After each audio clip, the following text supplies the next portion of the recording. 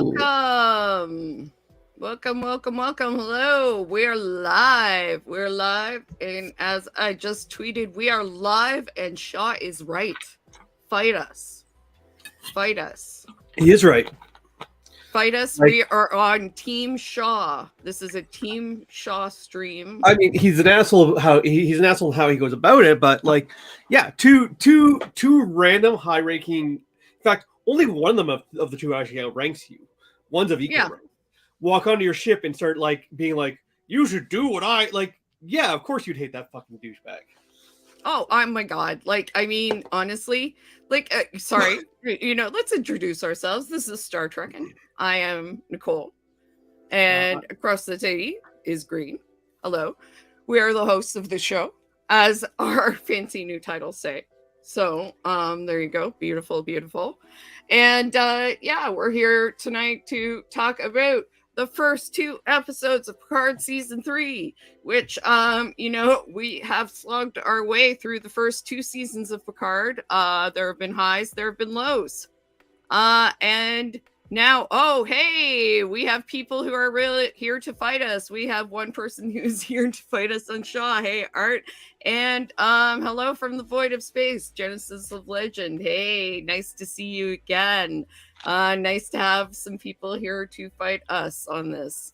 Okay. A boy named Art says, I don't believe calling Picard and Riker random is an accurate critique. In canon, Picard just got a Borg Queen to play it nice. That has to count for something. Yes, Agnes Jurati and the Borg Queen were just, or Borgrati, whatever we want to call Agnes, Borgrati, Jurati, Picard did talk Borgrati down from taking over, time and space. So that's not random. I mean, it's fair, and actually, you're right. Calling them random is because Shaw also clearly knows who they are, because Shaw makes some very pointed criticisms of both of them. What did I put down? Okay, so freewheeling loosey-goosey Kentucky mash style. Yeah. And your reputation preceded you so far into the room that I thought I would start with it. Yeah, he is, what did I say? Resentful when I watched that first.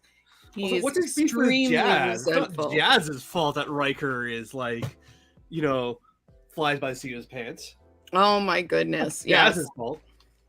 Yeah, so we've, as I was saying, we've been through 2 seasons of Picard. There have been some highs. There have been some lows. Let's be honest. Mostly lows. Lows. What are the highs? Chris Rios are the highs, really, and La Serena, I think. We have liked most of New Trek. We've been on the side of New Trek, but Picard is the one show that we have not really found common ground with. We've tried. We wanted to like Picard. They always start good. It starts well. I mean, good. Last season started really well. So I mean, again, this season is starting really well. I will say, season 1 and 2 really felt like they were trying to reinvent the wheel. Mm-hmm. And I think it might be part of where this stumbled. Whereas this is just like, okay, let's just deliver on Trek. This feels like it's drawing from a different well than the other 2 seasons. And part of this is because I'm really tell by the change in music, because they changed who's handling the music for season 3, which is also coincides with the change in theme song. Yeah. You said, Green, that there's a whole new composer. Yeah, let me get those names for you. And speaking of music, Genesis of Legend here has a comment. Shaw certainly does have jurisdiction over the ship, and his criticisms are valid. But this kind of harsh treatment of the former captain of the same bloody ship, included saying that you ripped out his music from the computer system is assholish to a remarkable degree. Yeah, he's a no, prick. we are not. I don't think we are saying Shaw is a nice guy in any. I think, I don't think anybody wants to be working with Shaw or be friends with Shaw. I just, it's nice to see a character that is a dick, that you're just like, but he's doing a good job. You can't say he's wrong. Yeah. You just can say he's a terrible, not a good manager. Yeah. And not a good, not a team player. He reminds me a lot of Jellicoe, if I'm being honest. Like, I think they were probably going for a Jellicoe figure. Yeah, he's a bigger dick than Jellicoe was. Like, Jellicoe was not half the dick that Shaw is. But they're drawing her well. A boy named Art says, I don't believe Shaw's malicious, but he's a careerist figure. Yeah, I agree with that. I did enjoy the second episode showing him visibly adjusting to the situation. I did too. I think that he's an engineer. Kind of has a lot to do with it too. Yeah. And one of the things I was thinking, I get my backup. Like, we were talking just before the stream about people that, we can't deal with for various reasons. And hypocrisy is something that just, if I see hypocrisy, I just, to a certain point, I just can't deal with people anymore. And so we know that Riker and Picard are not hypocrites. Yeah. But Shaw could be in a position where he sees them that way. And I can see if somebody comes in,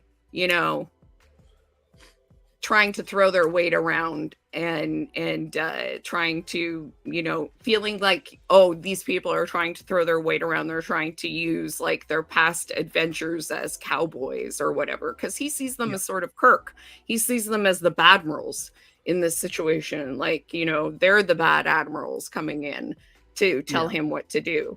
I might get my back up and go, oh, okay, who is this asshole? Right? Like, I can see where he's coming from. But yeah, as Genesis of Legend says, a terrible manager. A sensible captain would be dressing down 7. Okay, yeah. Who a sensible manager would not, a good captain, a good manager would not be dead naming 7. Let's get that right. He has a bigotry, racism problem with Borg. Yeah, how he treats 7 is unacceptable. I actually... Yeah. And yes, Genesis of Legend points out in the ready, 7 should not be dressed down in the ready room. Should be dressed down in the ready room, not in the bridge. And she should not be undermined. You should not be undermining your XO. It's a bad look. Yeah. Also, strangely, he took too long to relieve her duty. If he was gonna be like that and make the accusations in front of everybody, why isn't he not just going to the brig like right now or to your quarters, right? Yeah, I think brig would have been harsh, but yeah, like if that was the position and the tact he was going to take, he should have relieved her of duty right there and then. I would not be surprised if this was his first command. There's been a lot of discussion, sort of, I saw on Reddit and stuff, whether he served in the Dominion War. That would be his age. And, what I thought was interesting, which I never thought about, is he is the same age that Beckett Mariner would be right now. Yeah. And the Dominion War potentially being why Mariner is the way she is. And I'm like, oh, well, yeah, shit. Okay. Well, also... that makes a lot of sense. Also, like, he may have lost a parent in Wolf 351, like, which is why he is so... he clearly has a beef with former Borgs, of which there are only 2, both of which are on his ship. Only 2 we know of right now, but yes, yeah. The 2 most prominent former Borg are sitting on his ship right now. Barney Mart says, to be fair, we saw an admiral in season 1 dismiss Picard for hubris as well. we know Picard has hubris. We see it in a certain character we meet later on as well. That seems to be genetic. He was alienated from the organization as well before meeting Shaw. Yeah, and we see echoes of that when he's discussing what Picard knows or doesn't know about Starfleet right now. And Jennison Legend says, in Shaw's defense, though, Captain being suspicious of bizarre orders coming from a Starfleet admiral is perfectly sensible. And that's where the bad moral kind of thing comes in.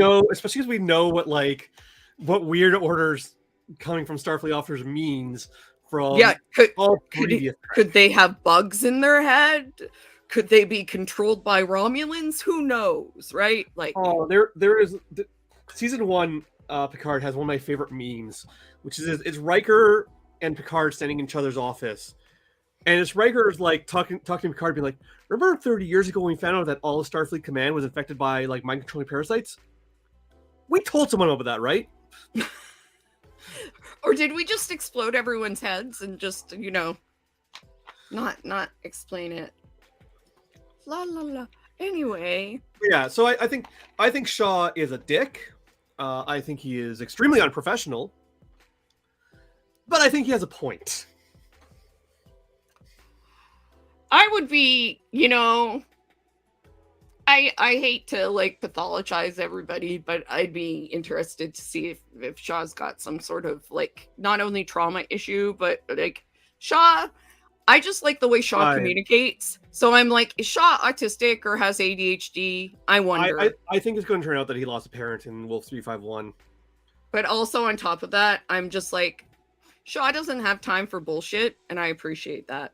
As someone who is neurodiverse and doesn't have time for bullshit. So I really enjoy that. Maybe that's why I like him. Maybe that's why we like him. Because he's just like, you know what? Pleasantries, fuck that. I don't like you, and you don't like me. So forget it. A boy named Art is right, though, in that Jean-Luc Picard and Riker are right more often than not when weird shit is happening. They have a crew that help them. Yeah, we also know that because we've like spent 30 years with them, right? Like Shaw may know who they are, may know them through reputation. I also wish Shaw had played Sabotage during dinner. Computer, play Sabotage. That would have been great. Dun it. Yeah, you know what? If that would have been a nice nod to the Jabrams universe, and if Shaw plays Sabotage at some point, that will just make me love him. I mean, Shaw and Riker almost look the same at this point. I don't know. Maybe that's why he hates jazz. Maybe there are the people that hate jazz, by the way, are like, they really hate jazz. I've learned that over time. Like they just really get it. They're a jazz hater. Okay. So let's go to the top. I'm going to read I just want to say, so the last I'm still trying to get track on who's doing this season's composition. But composing of music for season 1 and 2 was by Jeff Russo, who also did the music composition for Lucifer. Mm-hmm. Whereas I still gotta watch that. My parents were huge Lucifer fans. No, can't do it. Huge. Can't do it. I love the book so much, and they did the book so dirty. Oh really? My parents so dirty. I do my not. Mom and Dad are not. They turned Lucifer into a cop. I cannot forgive this. Oh, well, Genesis of Legend has a note that will be a big deal for you, Green, or a fave of yours. On a related tangent, I really want to know if the Abrams verse has whales or cetacean ops. I want to say no, because I don't think J.J. Abrams is fun enough for that.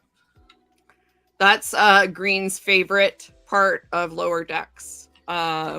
Whales and cetacean ops is like basically. I also you've been dying for that. Green has been dying for that to happen. Oh yeah, I've been like forever. I don't want to see Cetacean Ops since TNG originally aired in the 90s. Yeah, so when that happened in Lower Decks, like Matt and Kima are like Green's favorite characters. I also I don't mind the first. I like the first J.J. Abrams Star Trek movie, but I loathe Into Darkness like a toxic Star Wars fans likes hates the Last Jedi, like comparable to those levels of hate. I'm I just do not kinda like Into done with Darkness. Cumberbatch, I think. I don't know if I'm ever I Well, gotta watch it, but I don't know. yeah. So there's like the casting issue, which is that like a dude named Cumberbatch never should have played Khan. Like they literally cast a Get colonizer Dev as Patel. Khan. Yeah, get Dev Patel in there or Like, something, what man. were they thinking? Mm. But also, like, there's just some like physics stuff. Like, the Enterprise goes from orbiting the moon to falling into the Earth's atmosphere. Those are nowhere near each other. Like, that's not something you can do by accident. So it's just and like it. J.J. Abrams is an action guy. He's not a sci-fi guy. And so, like, I can't even blame him for Okay. like Yeah. weird sci-fi stuff like that. But Rambaldi. Yeah. The yeah, Rambaldi is all you need to say is about J.J. Abrams and science fiction, you know. yeah. No. So like, it's just I don't blame J.J. Abrams for like making Star Trek in the Darkness the way he made Star Trek in the Darkness. He's just a person who never should have been in charge of the Star Trek franchise to begin with. It's just that's just not his cup of tea. Yeah, no, he's lost is lost, and Star Trek is Star Trek. Yeah. And they don't know. Anyway, yeah, and he put the red ball in Star Trek, and no, don't do that. In any case, so episode 1, let's run it down. It's called The Next Generation. This is, so much fan service, guys, but it's done so well that I don't even care. I don't even care. Don't even care. So, just so you know, like, lingering shots over all the TNG stuff in like yeah. FYI, my mom's name is Beverly, and she would totally disintegrate people who were threatening her kids and smuggle, medicine to people in need. My mom would be Beverly Crusher, I think. Although she wouldn't kill people as easily, I think. Who knows? Anyway. I think if you're like, you've probably clued this in already, but if not, spoilers are going to abound. You're going to spoil the shit out of this show. Oh, well, if you're watching and you haven't seen these, probably go and watch and come back later.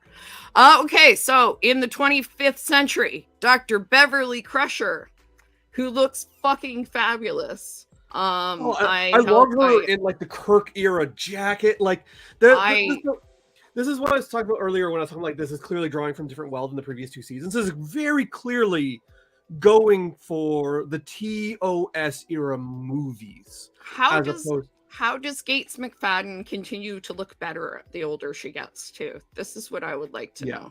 But like, what deal with the devil has she made? Where can I make it? The Kirk era, like ice jacket with the big white like frill open collar, like she just walked right out of the set of like Star Trek 3. Mm-hmm. Okay, so Dr. Beverly Crusher and a mysterious young man are attacked aboard the Helios. Injured, Beverly sends an emergency message to her former Starfleet captain, the retired Admiral Jean-Luc Picard. Picard is planning to travel to Shaltok 4 with his partner Laris on a security job when he receives the message. She's on the security job, not Jean-Luc Picard, just to be clear.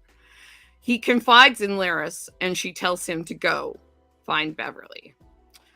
Told not to involve Starfleet in the message, Picard goes to his former first officer, Captain William Riker, and they stage a surprise inspection of the USS Titan A, Riker's former ship, to provide an excuse to convince its captain, Liam Shaw, to go to Beverly's location.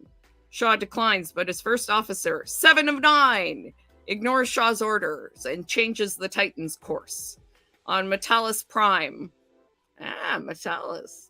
I see what you did there. Starfleet intelligence officer Raffi Musiker searches for a stolen quantum tunneling device that her mysterious handler fears will be used in a terrorist attack. She fails to find it before it is used to destroy a Starfleet facility.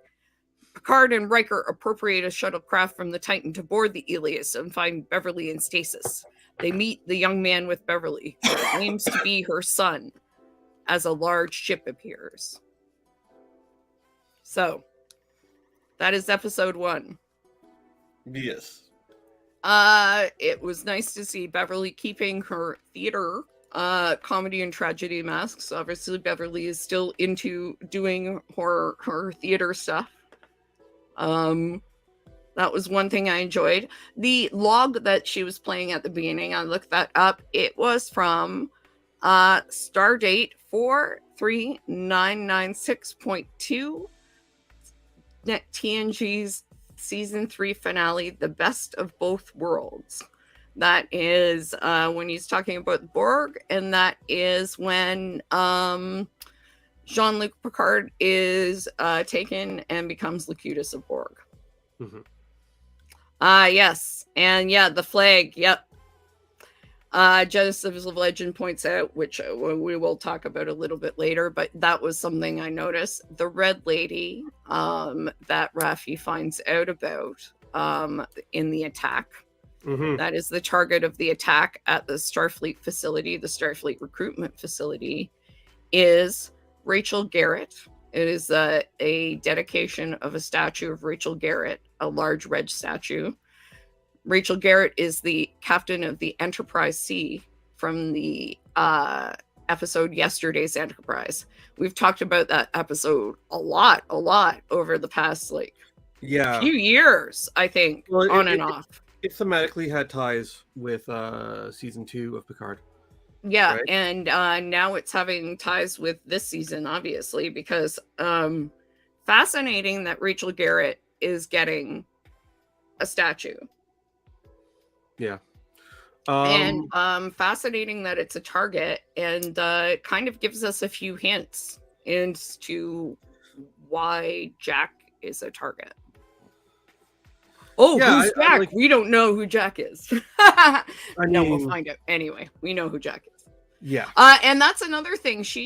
Beverly still has Jack's Jack 1, Jack Crusher 1.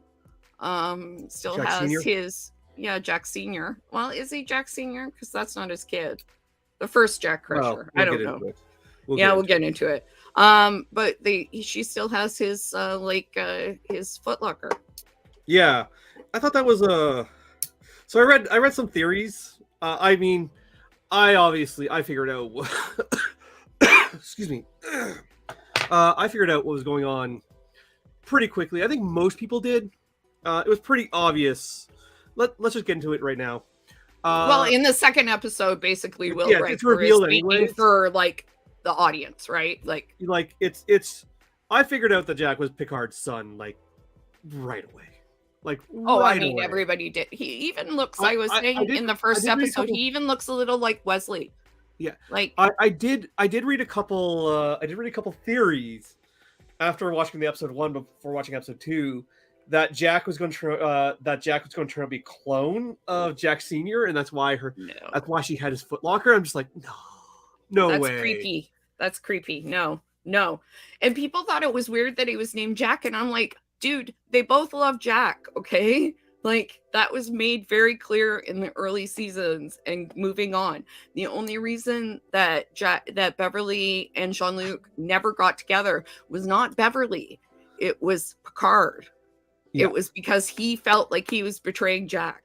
Although I never liked their chemistry together as a couple. I always thought I liked them in the very last episode. I forget what it's called off the top of my head of TNG. I like them where they were bitter and divorced. I like them in the episode in the one where what's the in the movie All Good Things. All Good Things, the episode I'm thinking of. I like them in the movie with the plastic surgery alien people. Star Trek not Insurrection. It is Insurrection, I think. It's Insurrection? Okay. Maybe it's Insurrection. Yeah, I like their whole thing in Insurrection. But that one is just a wacky movie. I need to rewatch that. I recently got my hands on it on Blu-rays of all the Star Trek movies. That's the one where Bev and Deanna talk about their boobs getting, firmer on the planet, and I'm like, is this happen? Oh my god! Yeah, it is instruction. I just googled it. It is instruction, and yeah, I need to rewatch this. I haven't seen it. It's a wacky movie. There's some wacky shit in that movie. I don't think I've seen kind it of wacky level of like First Contact, but like weirder. Some of the dialogue is very strange. Anyway, yeah, I mean, I was just sort of like, you know, saw episode 708, solid chemistry and play attached. I think was that when they were stranded? That's one where they have to stand beside each other. Like there was like a sonic weapon where they get like these massive migraines. I believe that. I think it's 07 anyways. That's the one because they didn't really start playing around with the potential romance with them until the final season. Anyway, I always got the idea that it was like Picard being like, I can't betray the memory of my friend, sort of thing. Like yeah, the mind game plans. And it was more like, you know, than her. And so I'm curious about that. Mind link implants. Okay, gotcha. Like I said, I like the dynamic they had in All Good Things, where they were like they tried to have a relationship, it didn't work. Now they're just divorced. I thought that was a good dynamic for them. And I mean that's kind of where it stands right now. Apparently, this is bringing that dynamic. And like I said, I so far. And I've said this about every Star Trek Picard season. I like where it's going. I mean, fingers crossed. I mean, it has a lot of good things going for it. And Ed Spielers, I've watched the first half of You, which he shot after Picard. He's quite good in that. I mean, You is You. It's a serial killer show. But he's quite it's probably not your thing. I once again, like if it's not Star Trek, I basically only watch Star Trek now. Star Trek. I'm just kind of saying it for like watching his other stuff. Like he's a very good actor, so I can kind of see, you know, I think he's going to be fine and he's going to do quite well. He also talks very fondly about growing up with TNG, coming home to like watch it, you know, after school, and it keeping him kind of safe when things were bad. So that's really nice and a kind of a nice thought, nice feeling. But yeah, I've been joking also about maybe this is why Wesley didn't pick up Picard. In season 2, he was just like, fuck you guys. I'm just going to go get my other traveler person and you can hitch a ride with Q home or whatever. Because, you know, my fake dad has a real son with my real mom now and they don't need me. So, okay, go find your real son, fake dad. Do you think that season 3 is going to pick up on any plot threads that season 2 put down? Because I don't think they are. I don't think they are unless Wesley shows up and is like, okay, real mom and fake dad, you guys I'm a traveler, but I still have feelings. Now you have a real son and you've abandoned me. Screw you guys. Unless he like helped hide him or something. But apparently not. So he's like, screw you, Jack. You were named after my real dad too. Fuck all of you. I'd be mad if I was Wesley. I don't know. He's named after his real dad. He's his fake dad's real kid. He wasn't in the season? Boy named Art says, thank God he's not mine. Riker probably. Riker's like, I don't know how many kids I have out there. Oh, now a big... So, okay, yeah, so I was looking... I think Wesley Crusher said not Willie Crusher. I think... Will Wheaton said he wasn't in it, so I'm just trying to verify. He said he wasn't in last season too. It's fair.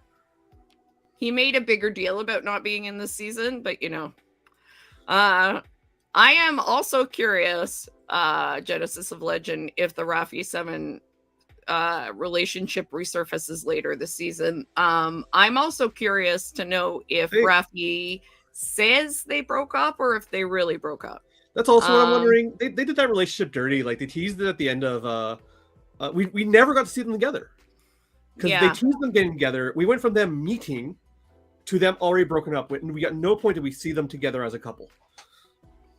Except when they were like, just stealing cars and whatever, and that was Even mostly then, them they were arguing. broken up by that point. So that was Oh yeah, they them were being broken like, up. Yeah.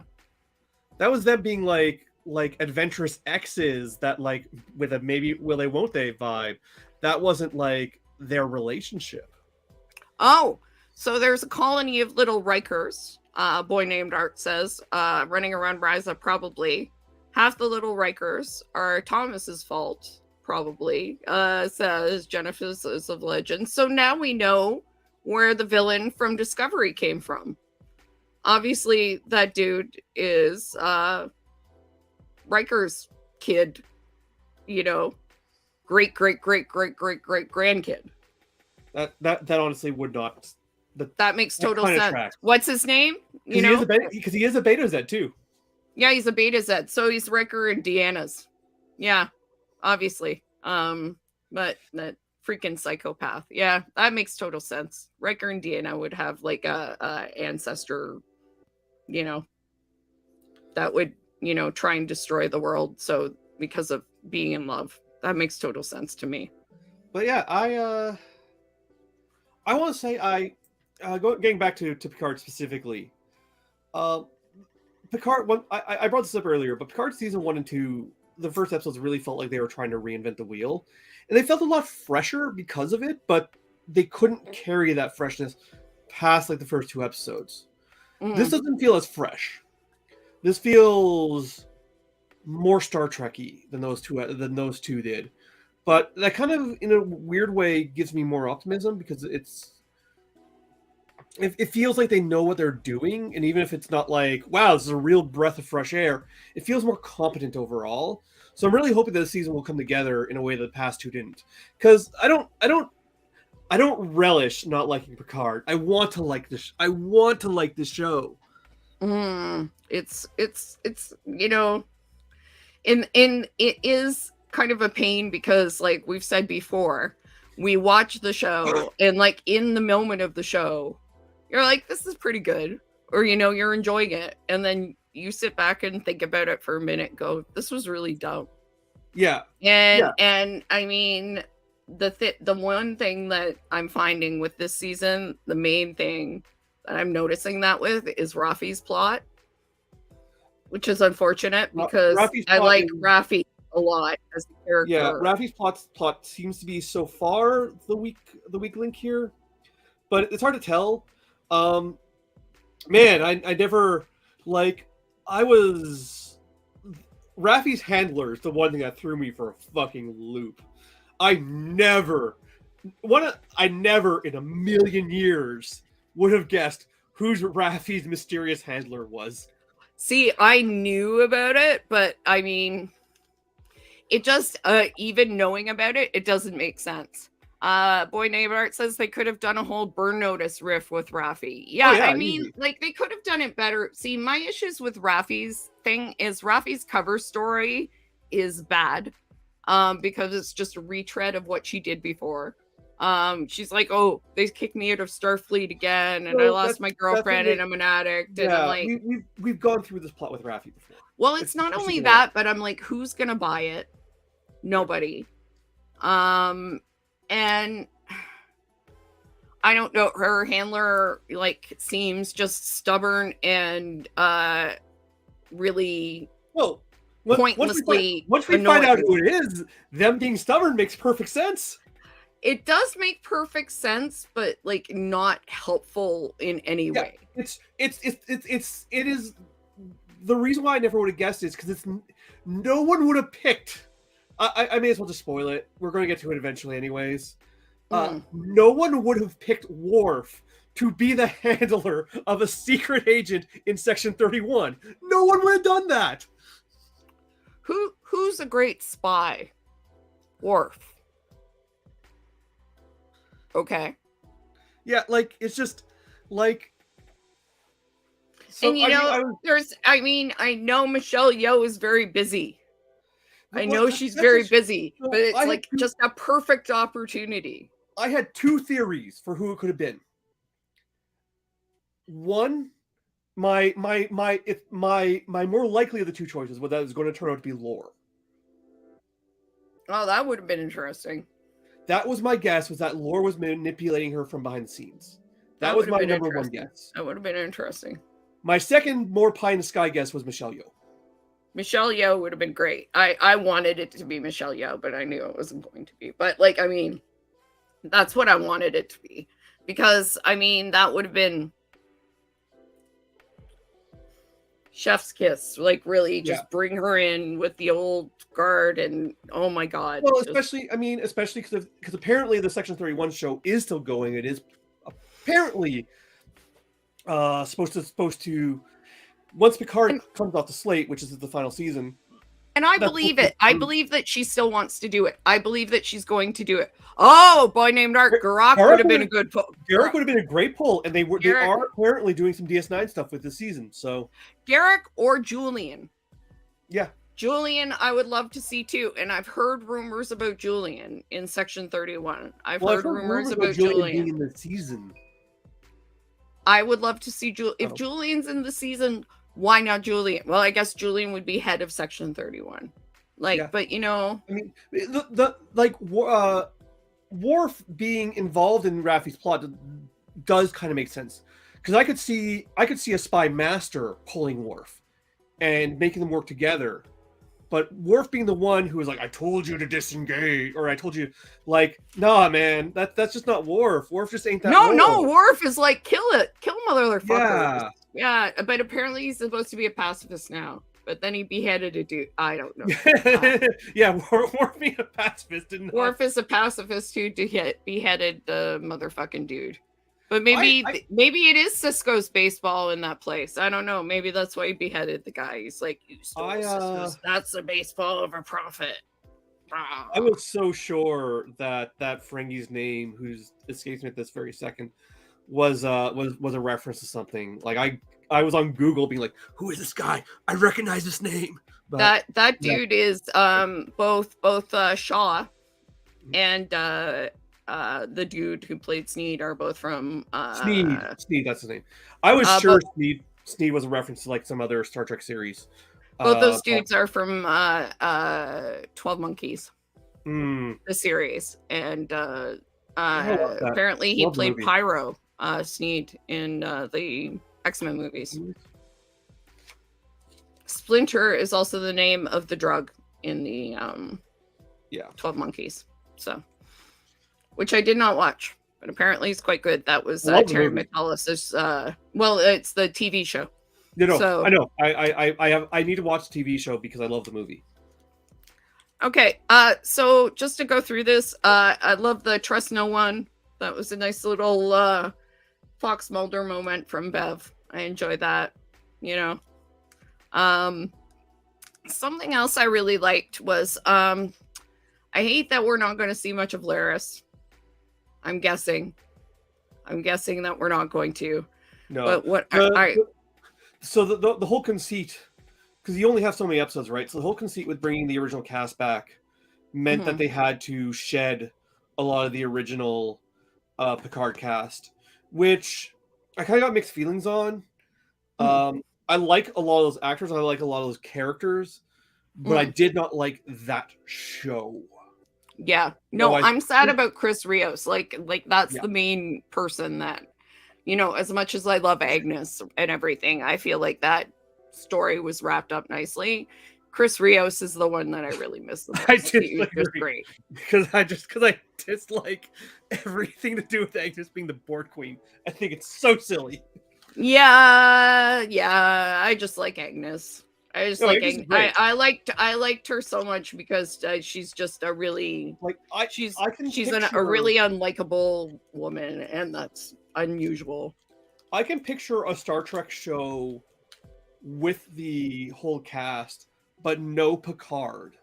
Where it's instead Seven leading like this group of misfits going around bringing justice that Starfleet can't to like the edges of the to the edges of like Starfleet space where they can't, like, I can picture that show, and I can picture that show being really good. But that's not a Picard show, and that's not the show they made.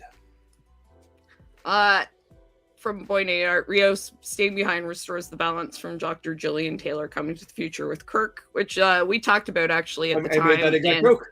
Yeah, you did, and I think we really like that. And I one of the things we talked about at the time too is that I really liked that Chris, even though in the future he didn't seem particularly like to have a problem with being, you know, out of Starfleet or in Starfleet, or kind of like have a problem with not being part of his community.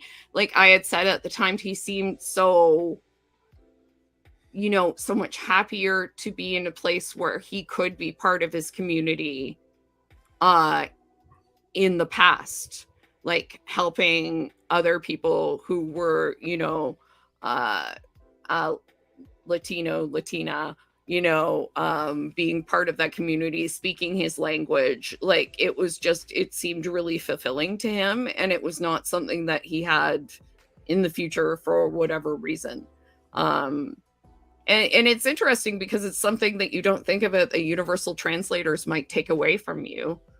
Is the ability, like, just because you can speak and someone can hear their language immediately, you don't have the ability necessarily, like, you can take that opportunity, but it's not necessarily something that you just, you know, talk in your language all the time anymore. You know, it's not something that people have to learn. So I wish they had kept, like, I mean, they don't have the ship, but I wish they had kept like Santiago Cabrera around as one of his holograms. Like, yeah, that would have been nice. I mean, but like Seven like killed them almost, didn't she? Well, she amalgamated them. Yeah. That really bothered me. That really bothered me, and also like the different like hyperbolic representations of his own personality were all so entertaining. Yeah, I really liked it. I liked how they were split into different kind of things. And I think like they brought us a weird, quirky humor to Picard season 1 that even if we didn't like either season, Picard season 2 was really missing. He was really good at playing them all, though, too. Oh yeah, he's just a really great actor. Santiago Cabrera is just really great. He's just I just miss him. I think I just miss having him around. Any complaints I have about Picard season 1 and 2 have nothing to do with the performances. Everyone in it is excellent. I just think that they had some characters they didn't know what to do with, and I think they had some characters that didn't fit a Picard show. Yeah. Like, but everyone's performance was top notch. I want to make sure that, like, I just made that clear, that any complaint I have about the show are not reflected in like what I think of the individual performances, because I think everyone was turning in their best. Yeah. So what I was going to say about Laris, which I kind of liked, even though we're not going to see a lot of her, and I like the actor and the character, her not going, her choosing not to go, and just to say, actually, you need to go, is kind of great, because so many shows have relationships and show people having to do everything together, once you're in a relationship. And they have two people in a relationship who have had like separate lives already, especially. And it just shows like so much trust and respect and ability to set boundaries and just acknowledge that sometimes there's just stuff you have to do on your own. And Laris this has also been the role that Laris has played in every season. For her brief appearance in season 2, which was weird, and I'm still But like I really like that, as someone, you know, I'm in a relationship where, you know, we like to do things together and we prefer to do most things together, but there are often things that we don't want to do together, or our interests or our needs don't align, and that's okay. And, you know, she was like, you know, maybe it'll take a long time, but if you have to do that, that's what you got to do. And this is not my business necessarily, or I have other things to do. Yeah, I mean, I'm not in any relationship right now. But when I am in relationships, I tend to be a bit more independent than like the cultural platonic ideal. So and so it's great to see people who are like, you know what, you do your thing, take care of it, and when you come back, I'll be here. And I mean, Boy Named Art says, cut to Laris enjoying a road trip with her friends while Jean-Luc's out with the boys. And I mean, and she, as well, she should. I mean, maybe she's doing some security work while she's doing it, or maybe she just goes on a road trip and fuck the security job. But either way, good for her. Yeah, because Romulans is what, 300 years? That's her lifespan? Oh, Genesis of Legend. Yeah, it helps that Laris has a much longer lifespan, which probably helps. And that's true. And I mean, it also probably helps that she knows that, you know, Jean-Luc is not a fragile human anymore. He's in a synthetic body, and it's much harder to kill him at this point. So, although I guess humans can live to 300 years in the Star Trek universe. We know this because of Bones. Because Bones makes an appearance on TNG's first episode, and they're like 300 years apart. That's why his makeup looks so old. So one thing we noticed when two things we noticed when Riker and Picard needed guidance. Shit ain't right with Riker. He's old, cranky, and he either thinks Deanna and his daughter don't want to be around him, or Deanna and his daughter actually don't want to be around him. Are Laris and Picard only 100 years apart? I don't know. Well, so I don't know how long Vulcans live to about 200, 300 years. I don't know how long humans live in the Star Trek universe, but like once again, Bones survived to be like almost 300. I don't even know how old Picard's. He's old, but she's younger. Is she younger or older? She's older than he is. Probably older than him, just because. No, I remember she is older. Both of them were. Her and her husband both were older than him. Yeah. Oh, TOS and TNG. Oh, TOS and TNG are only 100 years apart. Oh, they're only 100 years apart? I thought they were farther than that. Okay, my mistake. Let me let's do the Googles. Okay, you do the Googles. But yeah, as for Riker, yeah, he is either estranged from or feels like he's estranged from his family. Oh yeah, they're 95 years apart specifically. 95 years apart. And as for age applying to Picard now that he's in the synth body, I believe that they said he will basically age naturally. Yeah. But you know, slightly elongated. That's not the right word. No, they did say that he might have a slightly longer than average lifespan. But they did specify that it was only be slightly, like maybe a decade or two.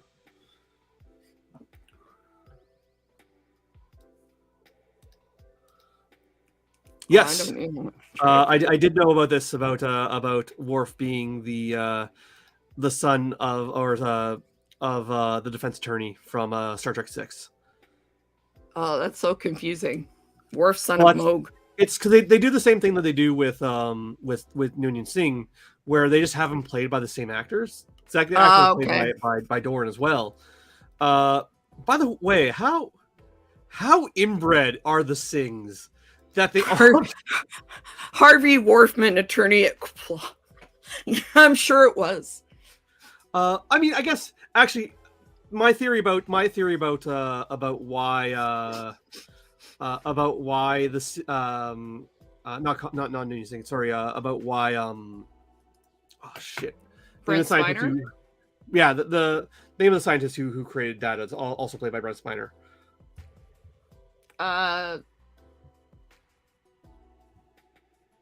He was a major focal point. He was a Noonien Singh. Yeah. He's like Noonien Singh's like grandfather. Mm-hmm. Right? Just trying to think of the character's name. He's got a name. It's fine. Oh, it is Noonien. So Noonien Sung, not Noonien Oh, Singh. Soong. That's the difference. It's Sung versus They're Sting. so confusing. Yeah. My theory is that they just clone themselves.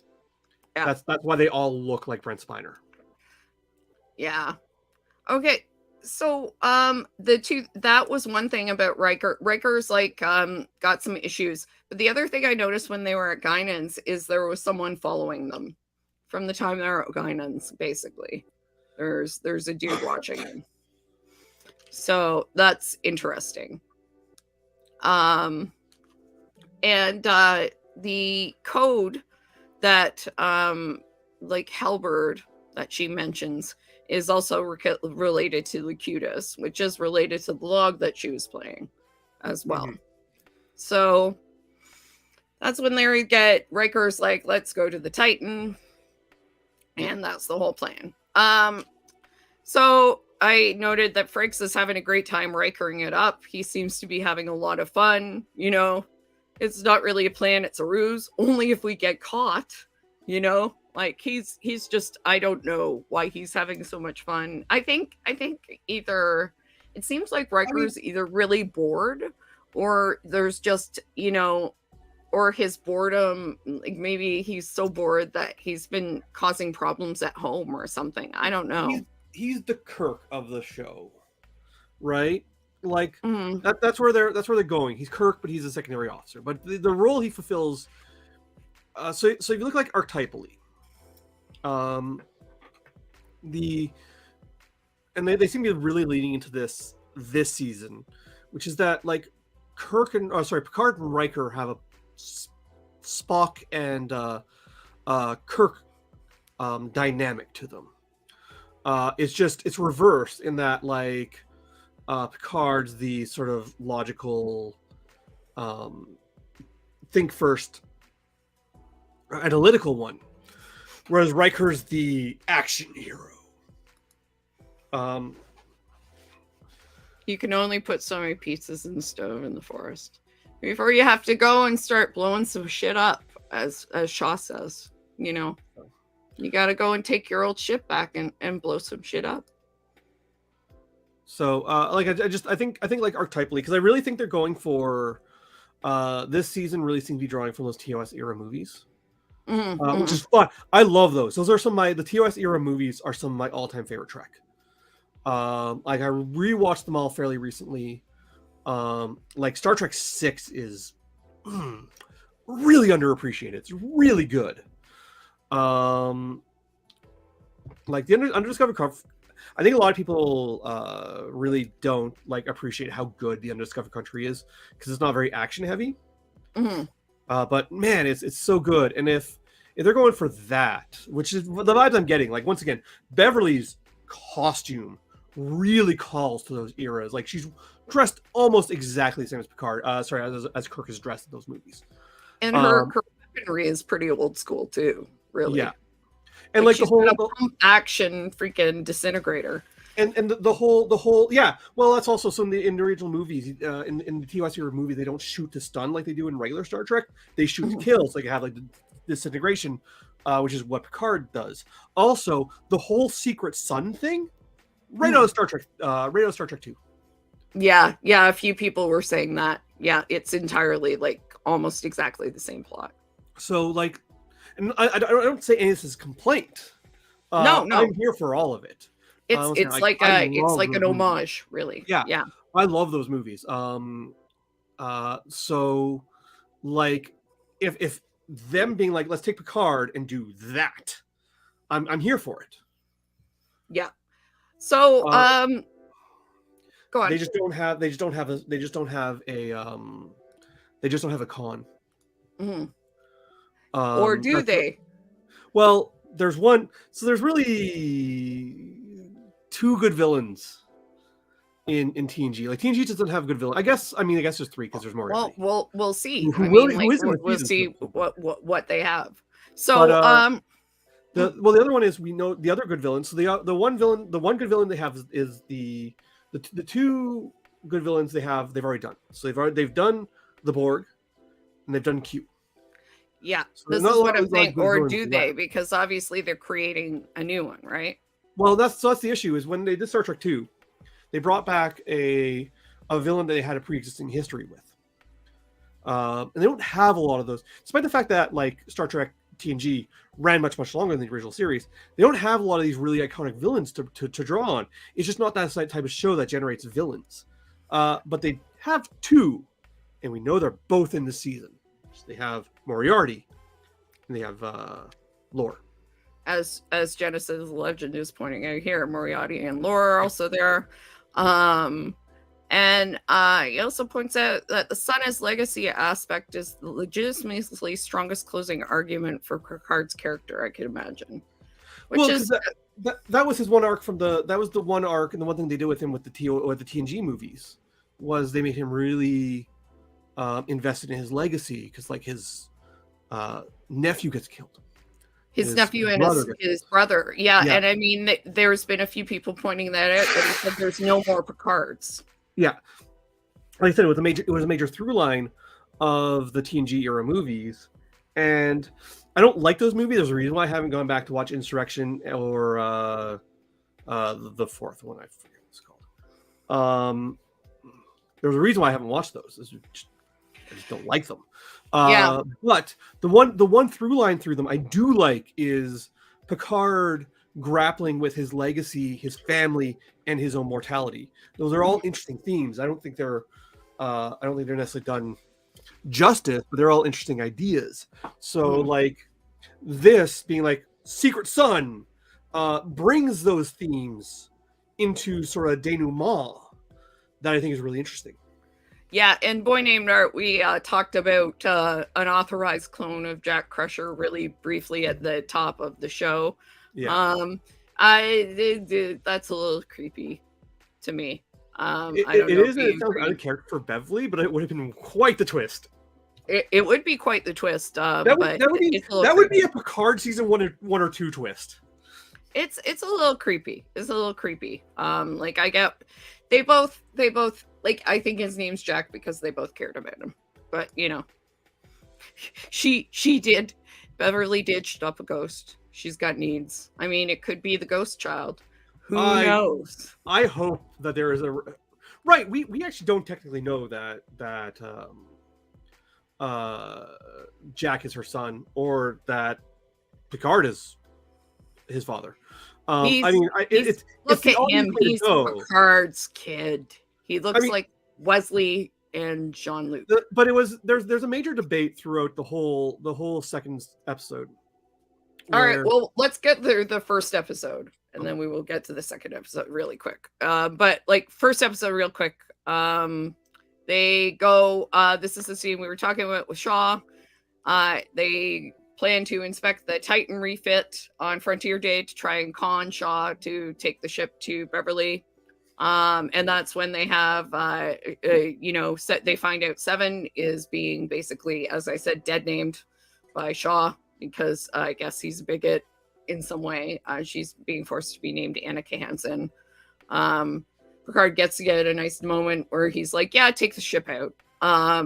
One of three LaForges is now present. Sydney Crash LaForge is on deck. So one of the three LaForges we're going to see is available. And Shaw is kind of prefaced by Seven saying, if I were you, I'd lower my expectations. One second, Nicole. Mm-hmm. So I'm just going to put this up on screen. Oh, can you put a Boy Named Art's most recent? Oh yeah, of course. Yes, this is exactly the conclusion I'm coming to myself. This is why I said earlier that I think he lost a parent in Wolf 359, or because I think he would have been. I mean, I guess he could have been. I don't know how old he is. He might have been been old enough that he could have been like a cadet or a junior officer, or like a junior. We're wondering, yeah. Either he lost family, or he might have served. Yeah. Something. He would have been very, very early in his career if he served, but it's not impossible. Exactly. He might have been an ensign or like, but I do think that is what they're getting at. I think that's why he is hostile towards Picard for being an ex-Borg. I think that's why he's hostile towards Seven and insists on calling her by her human name instead of Seven. I think another thing that we have to remember too is like when Wolf 359 happened, a lot of the flagships or a lot of the ships like the Enterprise had families on them. Mm-hmm. So he could have been a teenager on a ship with his parents. Yeah, there's even they're like in Star Trek episode in TNG episode 1, there's even a bit where McCoy's like, "Family's on the starship." Like, he makes a gripe about it because it's quite frankly downright irresponsible. And they don't do it much anymore, actually. Yeah. And in Discovery, they're not doing it actually as much. Jack's accent, Chav accent, or a Scottish accent. That would have been kind of funny. I'm not really sure what they were doing. New Jack, can we call him New Jack? New Jack Swing, New Jack. It's interesting. Shaw definitely has an issue. He's put a few, kind of pointed out a few things about Borg. He's pointed out a few things about how he views Picard and Riker do business. He has a few questions about, blowing things up. He seems to like view them like a lot of people view Kirk. Well, this is a good question too. Do we think Shaw is contemporary to or older than Jake Sisko? I think he's like a Beckett Mariner kind of age too. But I think they're all of them are around the same age. Mm-hmm. Beckett Mariner is older than the rest of the lower decks people because she's been like bumped down in rank so many times. So I think she's supposed to be like 5 to 10 years older than like Tendi and Weimler and them. I didn't realize. I knew she was older than them. I didn't realize it was that much older. I don't know if it's 10. It might be like 5, but I think they're all around the same age. I keep expecting Beckett Mariner to be mentioned somewhere. Especially because she clearly has a relationship with Riker. And there are a number of scenes that like seem like her thing. Beckett's old enough that Riker considers her more pure than protege. Yeah, this is the thing. Like, I mean,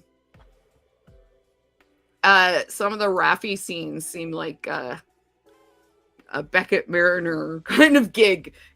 I'm just like, and she knows Worf too. I love honor. I demand honor. Anyway, she served on DS9 too, which always makes me think, that the Dominion War kind of theory is a good one.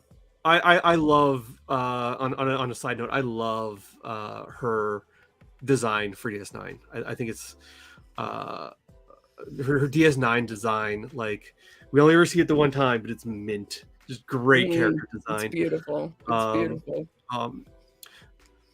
Moments to wish I hadn't dropped out of animation. Oh, I know, right? So, we've talked a little bit about, with the scene with Shaw. I just really enjoyed Shaw being a dick. He even, like, has to insult Picard's wine. Like, he's like, here's some wine. He's like, yeah, I don't even like your wine. Fuck you.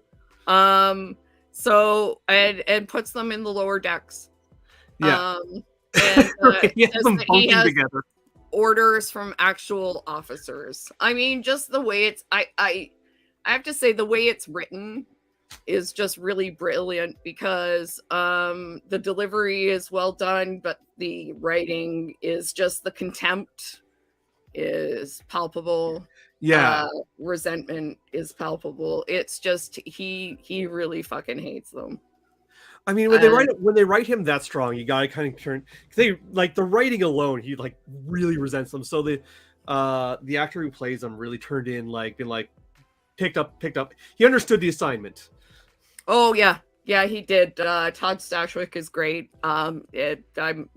Maybe it's also just I love to play an asshole. I love to play villains. And so I really appreciate someone who can really be a dick and be entertaining. Yeah, I mean, I've seen you. We've LARPed together. We know trying characters each other play. I like playing outsiders. You like playing villains. I it's hard to play a villain, but when you can be a real dick and have people be like, thank you for it, like Although, it like, works. outsider villains are also like Those are fun. Yeah. it's like I remember playing the only Sabat at your vampire game, and I had a great time with that. Oh, that's always fun. So, as we know, as you could probably tell, Seven hates Shaw so much. She asks these guys, "What the fuck is going on?" You know, Picard and Riker. I liked Riker was like, "Hey, now don't you talk to my captain that way." And Seven's like, "I will talk to my friend any way you want." And Picard is like, "It's okay. Well, she deserves it. Yeah. She's earned that much." And that was a nice little thing, especially with how quick Will was like, "All right, you guys have a relationship, that's cool." And they have a discussion, and you know, Picard's like, basically like, do whatever the fuck you want, have a mutiny. I never took orders, why the fuck should you? So that's kind of great, and it turns out she didn't anyway, and they're in the system where Bebler really is. Yeah, I think the as terms of Shaw, I think the episode 2, you just got your dog back, does wonders to round out his character. And yeah, I mean, Shaw really does. He's willing to give people a chance if they're sort of like, hey, you know what, I took care of a situation. He begrudgingly and ultimately does the right thing. Yeah, I mean, he's not enough of a bigot that he's not going to say you can't do a good job. Which is why I like him. That's why, like, the fact that, like, when push came to shove, he was like, okay, I'm not going to let them. He was almost ready to let Riker and Picard get taken, but like when push came to shove, he intervened when he needed to intervene. Like, which is why I think he's very comparable to Jellicoe. I think he's just cranky. Yeah, and doesn't like to be pushed into situations. But, right. Well, he got put into a bad situation with no say in it. Like, I don't blame him for being angry. This is interesting. I've heard people say that he's more Boimler than Pike. And I've had a few people say that he's like an older, crankier Boimler. I think Shaw being Odo. Yep. And Shaw is a cranky, Odo-ish, cranky Law and Order type. And Odo is a very good comparison. He kind of reminds me of O'Brien, actually. O'Brien, yeah. Like, O'Brien's not that big a dick, but like O'Brien was always like the sort of curmudgeonliness, the sort of like follow regulations. Mm-hmm. But he does have a very Odo, like, this is the way we do things, and I do things this way, and I don't like to change, and rah. Yeah. Why are you ruining everything for me? I said Shaw is pissed and not wrong. Kurt is not the Admiral here. Which is, fair enough. So, as we said at the top, Raffi looking for the Red Lady. That was the statue of Rachel Garrett, the captain in the Enterprise in yesterday's Enterprise. She was killed, and that was the ship that Alt Tasha went on to help, and that was what ended up leading to the birth of Sela, who is Tasha's half Romulan daughter, who becomes an evil villain as well. Yeah. Dun, dun, dun. They did say that they're doing something with that character for this season too, actually, now that I stopped and thinking about it. Or at least they said they were. Yeah, I'm not sure what's up with that. I don't, maybe what's her name? The main villain. Whose name I forget. The main villain so far. Vadic. Yeah. Vadic. Maybe she's related to Tasha Yar in some way. Like, I've heard some theories that the Enterprise, these are the kids of the Enterprise C.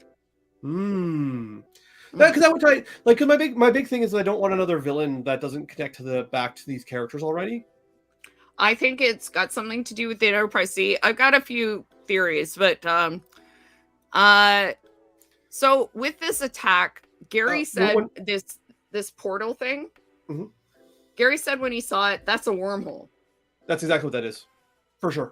Yeah, and so it's supposed to be this tunneling technology, but it seems like a wormhole to me. Yeah, That was to me that looked exactly like Doctor Strange, or if you want to go even nerdier, Blink. Mm-hmm, mm-hmm. I just want to address Genesis of Legends questions regarding the Starfleet yeah, Academy. Yeah, for sure. Let's put that up. We have done a lot of speculation on this so-called Starfleet Academy show that may or may not be in production. Educated guess. This is just what we have come up with, and we are this was our theory 75% of the time. But our theory is that it's going to be about Tilly. That was, or our hope anyway, was sort of like it would have to be in the future, but Tilly has already in Discovery kind of shown to be a teacher, and they need a new academy in Discovery's timeline because there is no academy. Yeah, so season 4, Tilly runs off with a bunch of cadets. She leaves Discovery and leaves with a bunch of cadets. So our theory is that will be the basis for the Starfleet Academy show. Are we right? Yeah. Who knows? But that's our running theory. Yeah. I would really want to. I'm curious about that. Oh, the live action Rutherford and 1 or 2 of the Prodigy kids. I love that guy. So I mean, I would love to see him get more work. Yeah. You know, he's really super funny. Eugene Cordeiro is great. We are going to get a live action Rutherford when at some point in season 2 of Strange New Worlds. So no, we're getting Boimler and is Rutherford not part of that story arc? No, only Boimler and Mariner. Unfortunately, I think all 4 of them would be coming over. That's disappointing. I really want to see Tendi in live action, but I would love to see Tendi in live action. And apparently, you were saying they all basically look the same as their characters, except for Tendi is like green. That's about it. But like a Rutherford Starfleet Academy show would be great. It'd be great. Just Rutherford is wonderful, and Rutherford's such a sweet little dude. Although I want more of past Rutherford to come out again. I'm hoping he's not fully a bit more dead. of a renegade version of him. Right, renegade Rutherford. Yeah, I'm hoping he's not dead, because I think I always like, come on guys, you need to merge together and become like the strengths of each other, Like I need to get back to reading the Lower Deck comics. I was reading it, and they were doing the Moriarty thing, but with Dracula. I was really into it, but I never. I just kind of I haven't been in the comic shop in a while, so I haven't picked any new issues up. Huh. So yeah, the effect was really cool with the attack, but it looked like a wormhole. I mean, I just feel bad for Raffi because it's just like more survivor's guilt and bullshit for Raffi. So great. I noted when they get on the Ilios, Beverly's playing Picard's mixtape. Very funny that he made for her. Riker still has moves to take out Beverly's kid, who admits he's Beverly's kid. And they say the attackers look different every time. Now I was like, are they changelings? Gary's like, all the changelings are dead. Well, there are changelings. We know they're not, because there is a changeling in Discovery season 4. Yes, I said that too. There are changelings in the future of season 4. However, if they are from the alternate timeline and the Enterprise C, are there changelings in the alternate timeline? Oh, photos of a changeling officer as well. Interesting.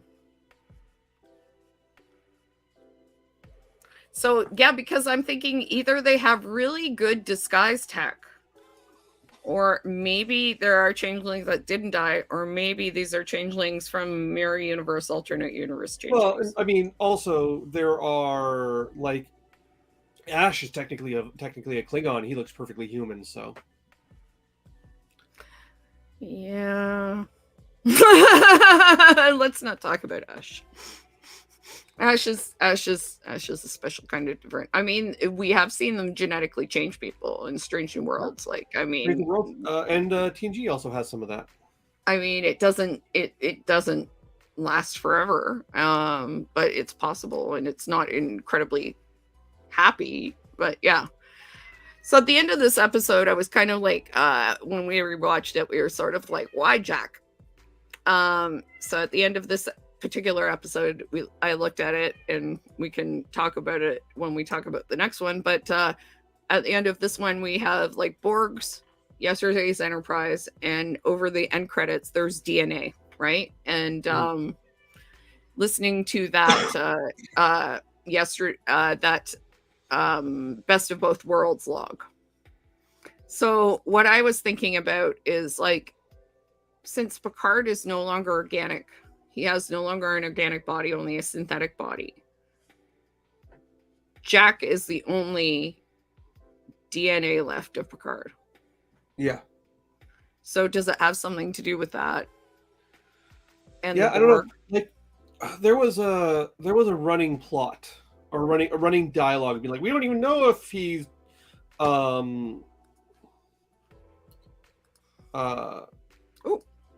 I was gonna look. Sorry, I was gonna look at that image, and I made it see it for a second. I will try and take a look at this image.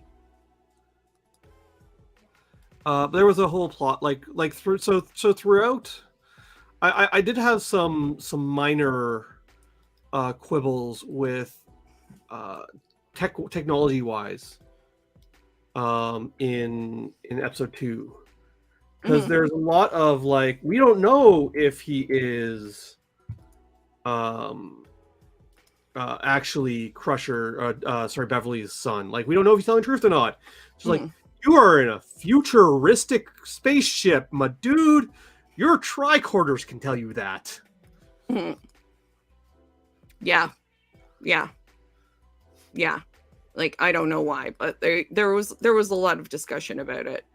But, like, I'm curious about why this dude, but I feel like it has something to do with, like, you know, the last of Picard's and Picard not having organic DNA anymore, et cetera, et cetera, et cetera. Yeah. So this was a good episode, I thought. Good start. Yeah. How about you? Like I said, I liked it. In a strange way, I didn't like it as much as I did the first seasons of season 1 and 2, but that kind of gives me more hope, because, like, season 1 or 2 really reinvented the wheel and got me hyped up for something that the show couldn't maintain. So this slightly less ambitious, but still, like, very good start makes me hopeful that they can stick the landing, whereas I didn't feel that they did for the past 2 seasons. Already it feels more connected and less disjointed, because, like, season 1, the big issue with season 1 and 2 is that they didn't feel like the connective tissue between the scenes and story arcs where it wasn't there. This feels like it has proper connective tissue. No, totally I agree, and it feels connected to the past more well. I hate to say, like, a lot of people are saying, you know, we didn't even need the early seasons. It could have started here. It could have. And in a lot of ways it could have. Like, even Raffi, a lot of what Raffi is doing and a lot of Raffi's backstory is just sort of, like, filled in through these initial scenes. Yeah. We could still have Raffi introduced, like, right away. But, like, I do like those season 1 and 2 characters. I like Elnor, even if I don't think they knew what to do with him. I like Girardi. I'm happy we got time with those characters, even if I didn't think it was the best show. Yeah, me too. Me too. Like, I mean, I don't want to lose any of that. Like, I would never want to lose Chris Rios as a character. Yeah. Like, some of the other characters, I'm like, you know, I like Elnor, you know, and Genesis the Legend, Elnor, I feel Elnor never should get a ninja. That was the big thing with, like Elnor being like, hey, I'm, like, Picard's adopted son, and also I have to be constantly candid. Like, there's a lot going on. I can't be deceptive. I have to always be 100% like face forward who I am, and you have to deal with that. Is really interesting, and they don't do enough with it. Instead, they give him ninja shit to do. Yeah. So, and like, I think I want to see Elnor back. I want to see them really explore who he is as a character, because I think that's fascinating. And I thought he was a good actor too. I mean, I thought he He's tried. he's well acted. They just don't give him enough to do. And Mm. except ninja shit, which is boring because no one watches Star Trek for the ninja shit. You watch Star Wars for that. Mm-hmm. And I think this is a good point, actually, that Seven needed the first couple of seasons to come out on her own, and I think yeah, Seven needed some time to kind of like move along, to move from that character in the end of Voyager into a more interesting character. And to piggyback on Genesis' point, I think a show leading with a teenage reunion would have pigeonholed it from the outset, which is, I think, what they were trying to avoid, really. Because it wouldn't have been a Picard show at that point. It would have been a TNG reunion show. And that's what I think they were trying to do, was really, like, I think there was a lot of important things they explored. And I was talking with this a bit about this with Gary, who is, you know, occasionally on the show when he's has energy for it. And what Gary and I were talking about was, well, what I was talking, I guess we were both talking about it, was I was saying, you know, a lot of the things that they talked about initially, or a lot of things that they did with Picard in the initial seasons, like dealing with his family trauma and dealing with his issues with aging, like those were important. Maybe just not the way they dealt with them were not the best. But, you know, like him having to deal with how he felt about his father and mother and the way he saw them not being, you know, the actual truth of the matter, I think was important before he realized, I have a son. You know, like that's a huge thing. Yeah. And I think Star Trek I think Picard season 1 and 2 are dealing with some interesting thematics. I think what they really needed was some script editing. Because I think both seasons, the overarching plot of both seasons, I think is interesting and good. And I think if they just had a bit more script editing to tighten up and like add in that connective tissue to make everything flow together better, I think would have produced a solid show. Like I said, I think they maybe just brought the scripts out undercooked. Yeah, it's entirely possible. So, we'll move on to the second episode. I did not get a chance to kind of like edit this or rewrite this like synopsis as well, so it might be crappy, just FYI. So episode 2 is called Disengage. As we talked about, that's what Worf is telling Raffi to do, which seems un-Worf-like, but you know, whatever. That's the name of the episode. And it's kind of funny because, you know, engage, disengage. I guess they're doing that thing here. So Picard uses tech to prevent the enemy ship called the Shrike. I like a Shrike. Overused name in sci-fi in general. Oh, I'm sure. Ever since Hyperion, the book. Which is a good really? Book. I recommend reading Hyperion if you haven't. It's a good, solid sci-fi book. But ever since it came onto the it popularized the term the Shrike in sci-fi, because that's the name of the big mysterious monster in it. Ever since then, like I've just noticed that everything is called the Shrike in sci-fi. Shrike sounds scary. Prevent the enemy ship called the Shrike from transporting the young man, soon to be known as Jack Crusher, off the Ilios. But then it captured the Ilios itself with a tractor beam. Seven persuades Shaw to intervene, and Beverly is transported to the Titan's medical bay, while Picard, Riker, and Jack are brought to the bridge. Yeah, they didn't make that real quick. Initially, I was like, where's Beverly? Hope they transported her to med bay. Yeah, that was not well. Like I assumed that's what happened, but it was not well communicated. Me too, because Gary was like, where the hell's Beverly? I'm like, I assume she went to med bay, but let's hope so. The Shrike's captain, named Vatic. This says a bounty hunter, but that is not clear or true necessarily. The Shrike's captain named Vatic reveals that Jack is an intergalactic criminal with a bounty on his head. Shaw has Jack arrested and intends to turn him over to save the crew despite the protests of Picard and Riker. Jack escapes from custody and attempts to transport himself over to the Shrike in an effort to save his mother, but Riker helps Beverly to the bridge. Riker wakes Beverly up out of a coma and drags her ass to the bridge. And when Picard sees her, he realizes that Jack is his son, from a brief relationship he had with Beverly decades earlier. Okay, that's reading a lot into it, but he realizes that Jack is his son. I'm assuming they had sex at some point. He was already suspecting it. Like it's. We all knew it was happening. Everyone was Riker going, "Do you not see what's going on here?" Well, even Picard asked Jack, "Who's your father?" And Jack is just like, "I have no father." So, which is true. Technically, he said, "I have no father. A father is a person who raises you and takes care of you. He has, sperm donor." Technically, if you want to look at it that way.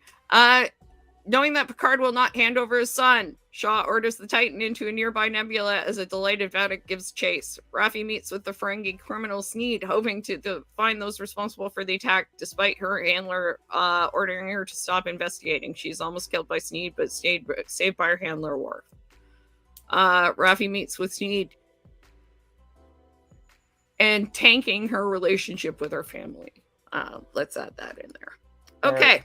So, unrelated, avoiding art.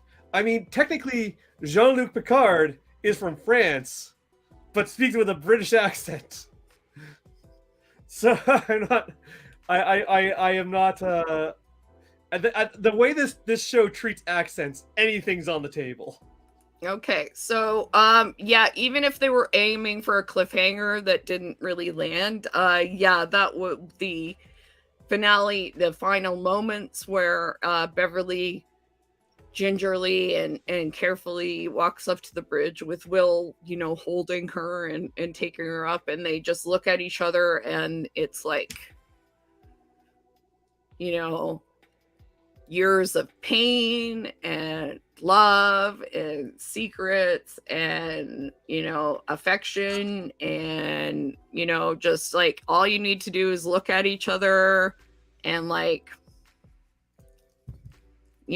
they know everything that they need to know from each other. That was just really exceptional, and showed two actors who are really comfortable with each other and have worked together a long time, but also I think really showed two people who were very pleased to be working together again after a long time. It was just really beautiful. Not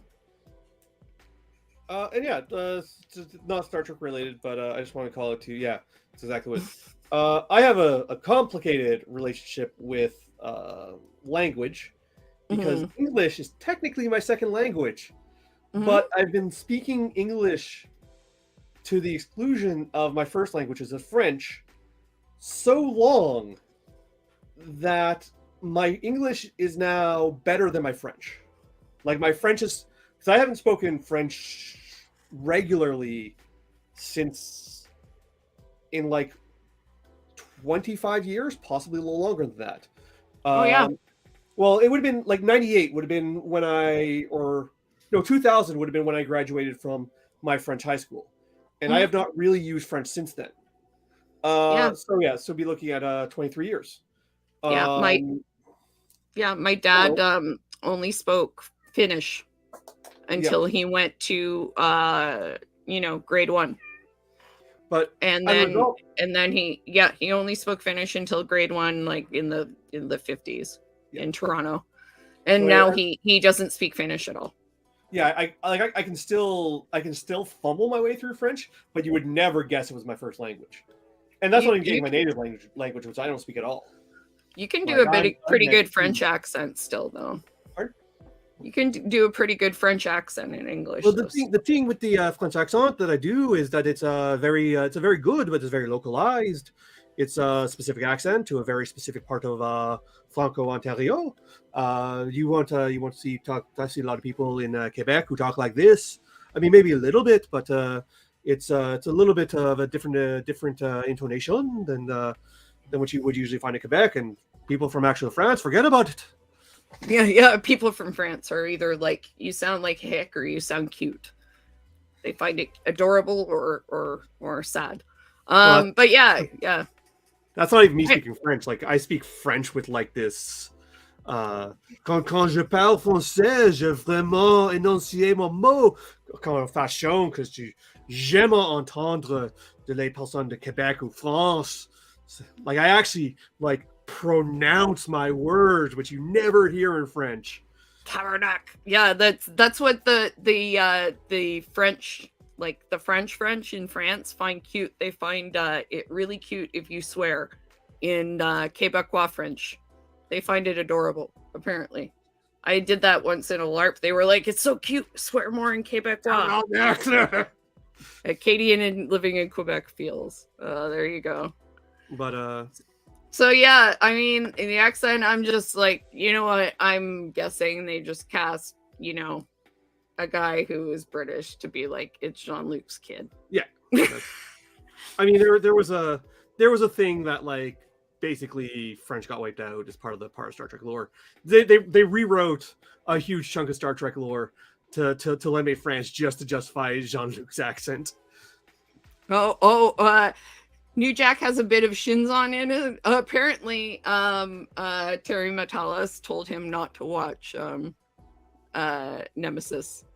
He gave him a whole list of stuff to said and said, "Don't watch Nemesis. Don't even look at it." No one's gonna watch Nemesis. Nemesis is.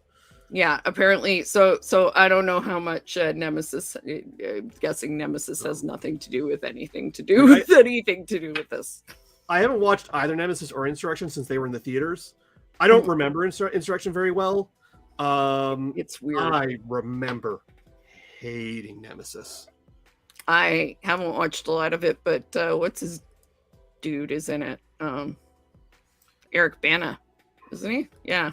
Yeah. Yeah, that's Shinzon. He plays Shinzon. Yeah. He's not a very good actor. Eric Bana, he's fine. Speaking of a good actor, however, Amanda Plummer is an amazing actor. I was playing Vadic, and her dad played General Chang.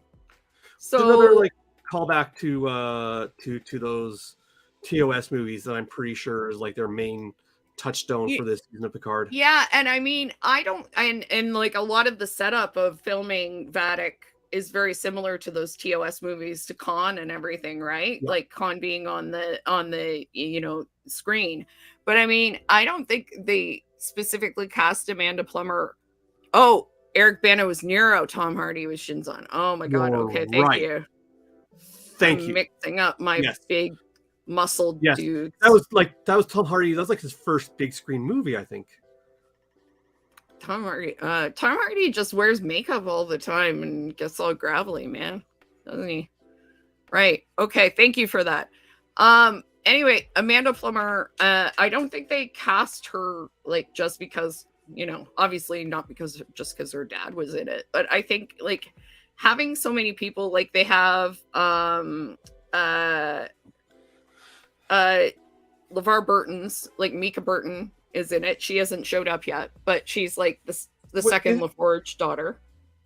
Okay, so because Geordie's daughter was actually played by the first one isn't Mika Burton, but the next one showing up is Mika Burton. Isn't she? So does he have two daughters on the show then? Because I thought she was his daughter IRL. No, the next one that'll show up is his daughter IRL. Okay. So I like Crash is not his daughter in real life, but her sister is on the show is his daughter in real life. I understand. Okay. Yeah. So there is LeVar Burton and Mika Burton.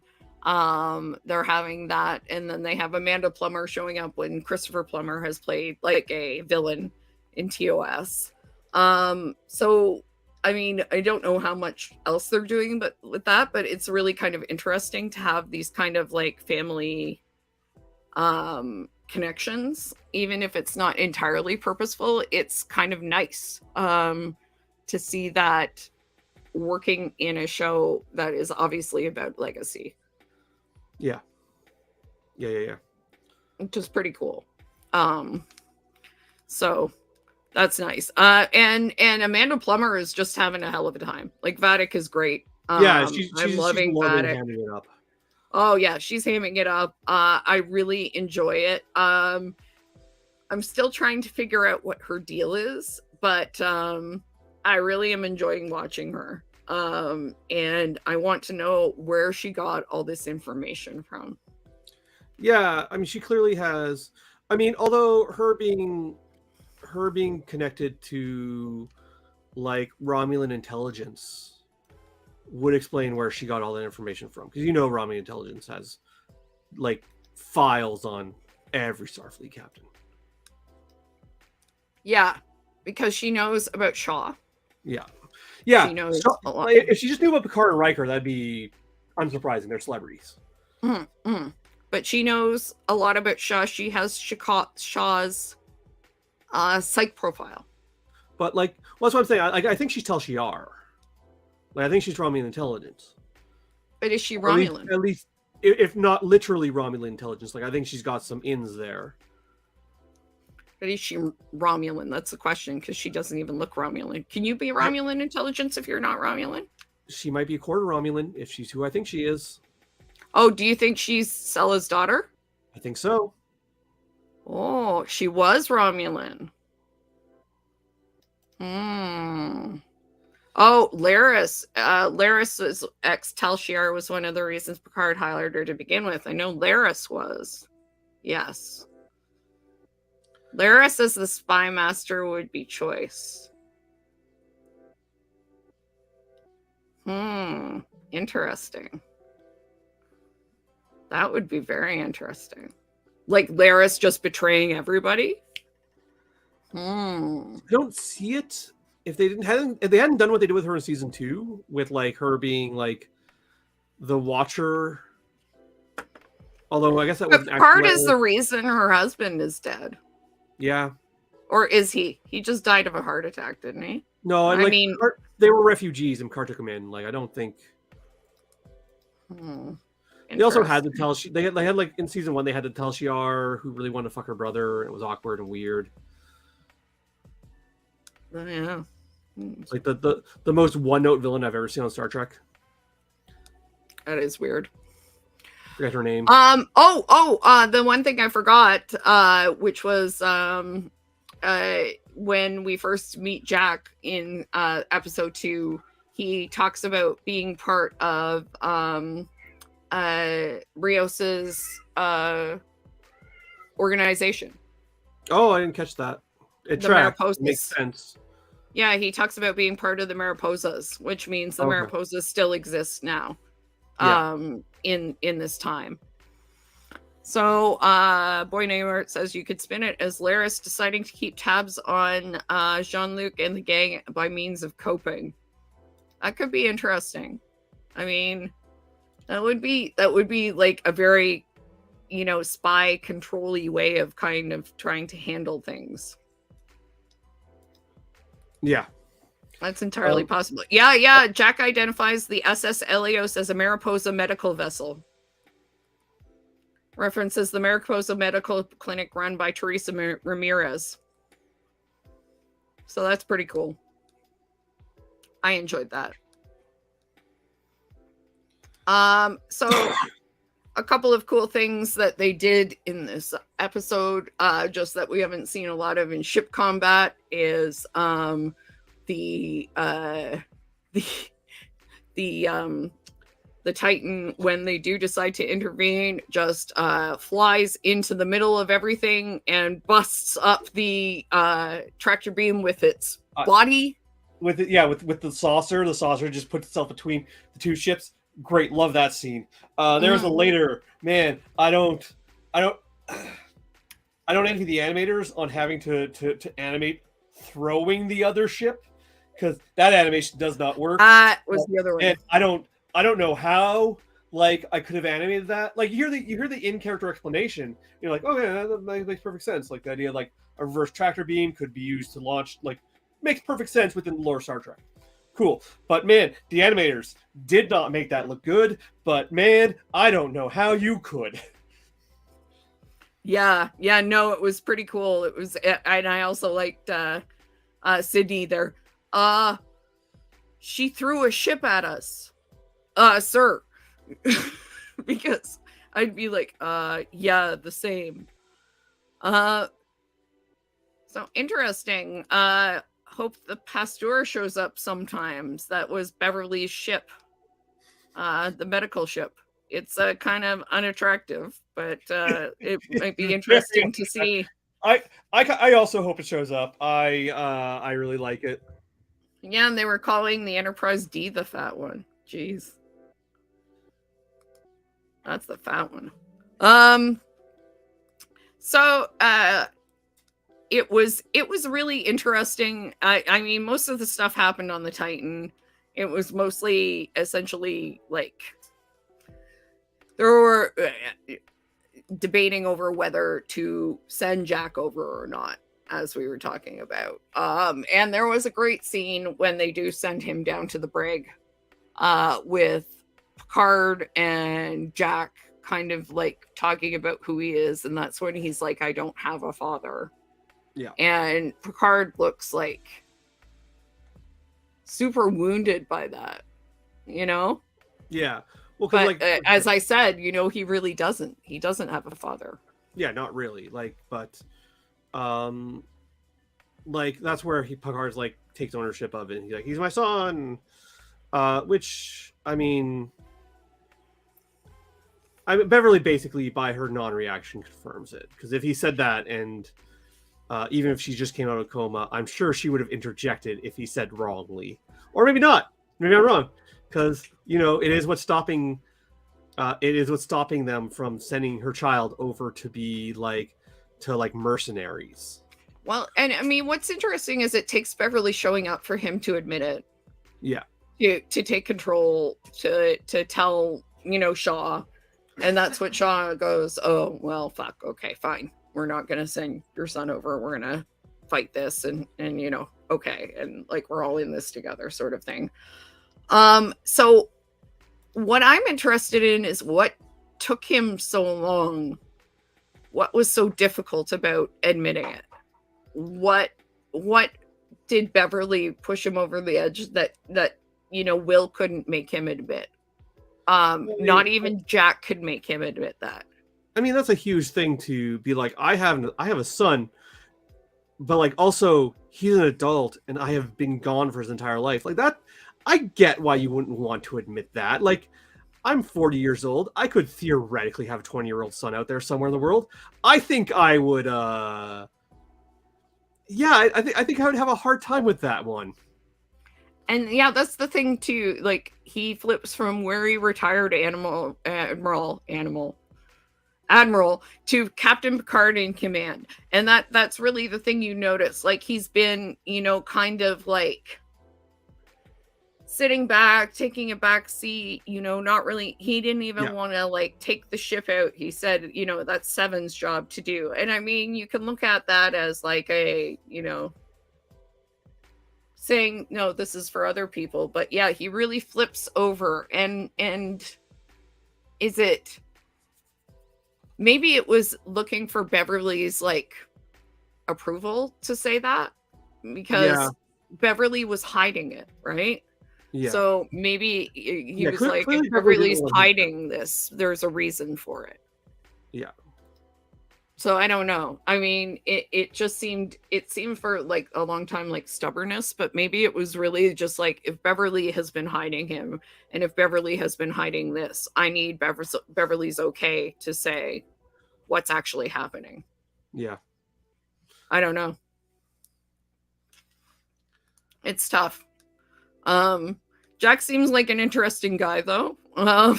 He seems kind of like a Kirk.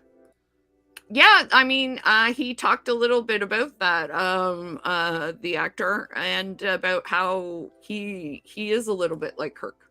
Yeah. He was looking a little bit towards that, in playing someone who was a little bit more a person of action. Yeah.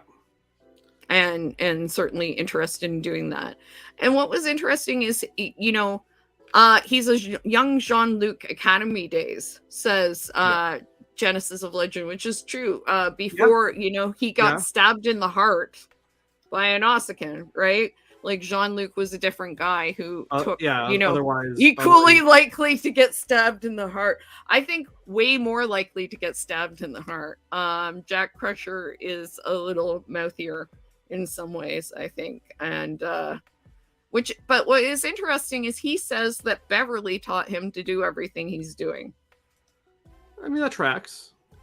Beverly was always like, a lot of Beverly's arc in TNG was her sort of trying to get past this sort of calm professionalism, like especially her arc in the final season, because that's when she's like, I'm going to take the captain's test and all that.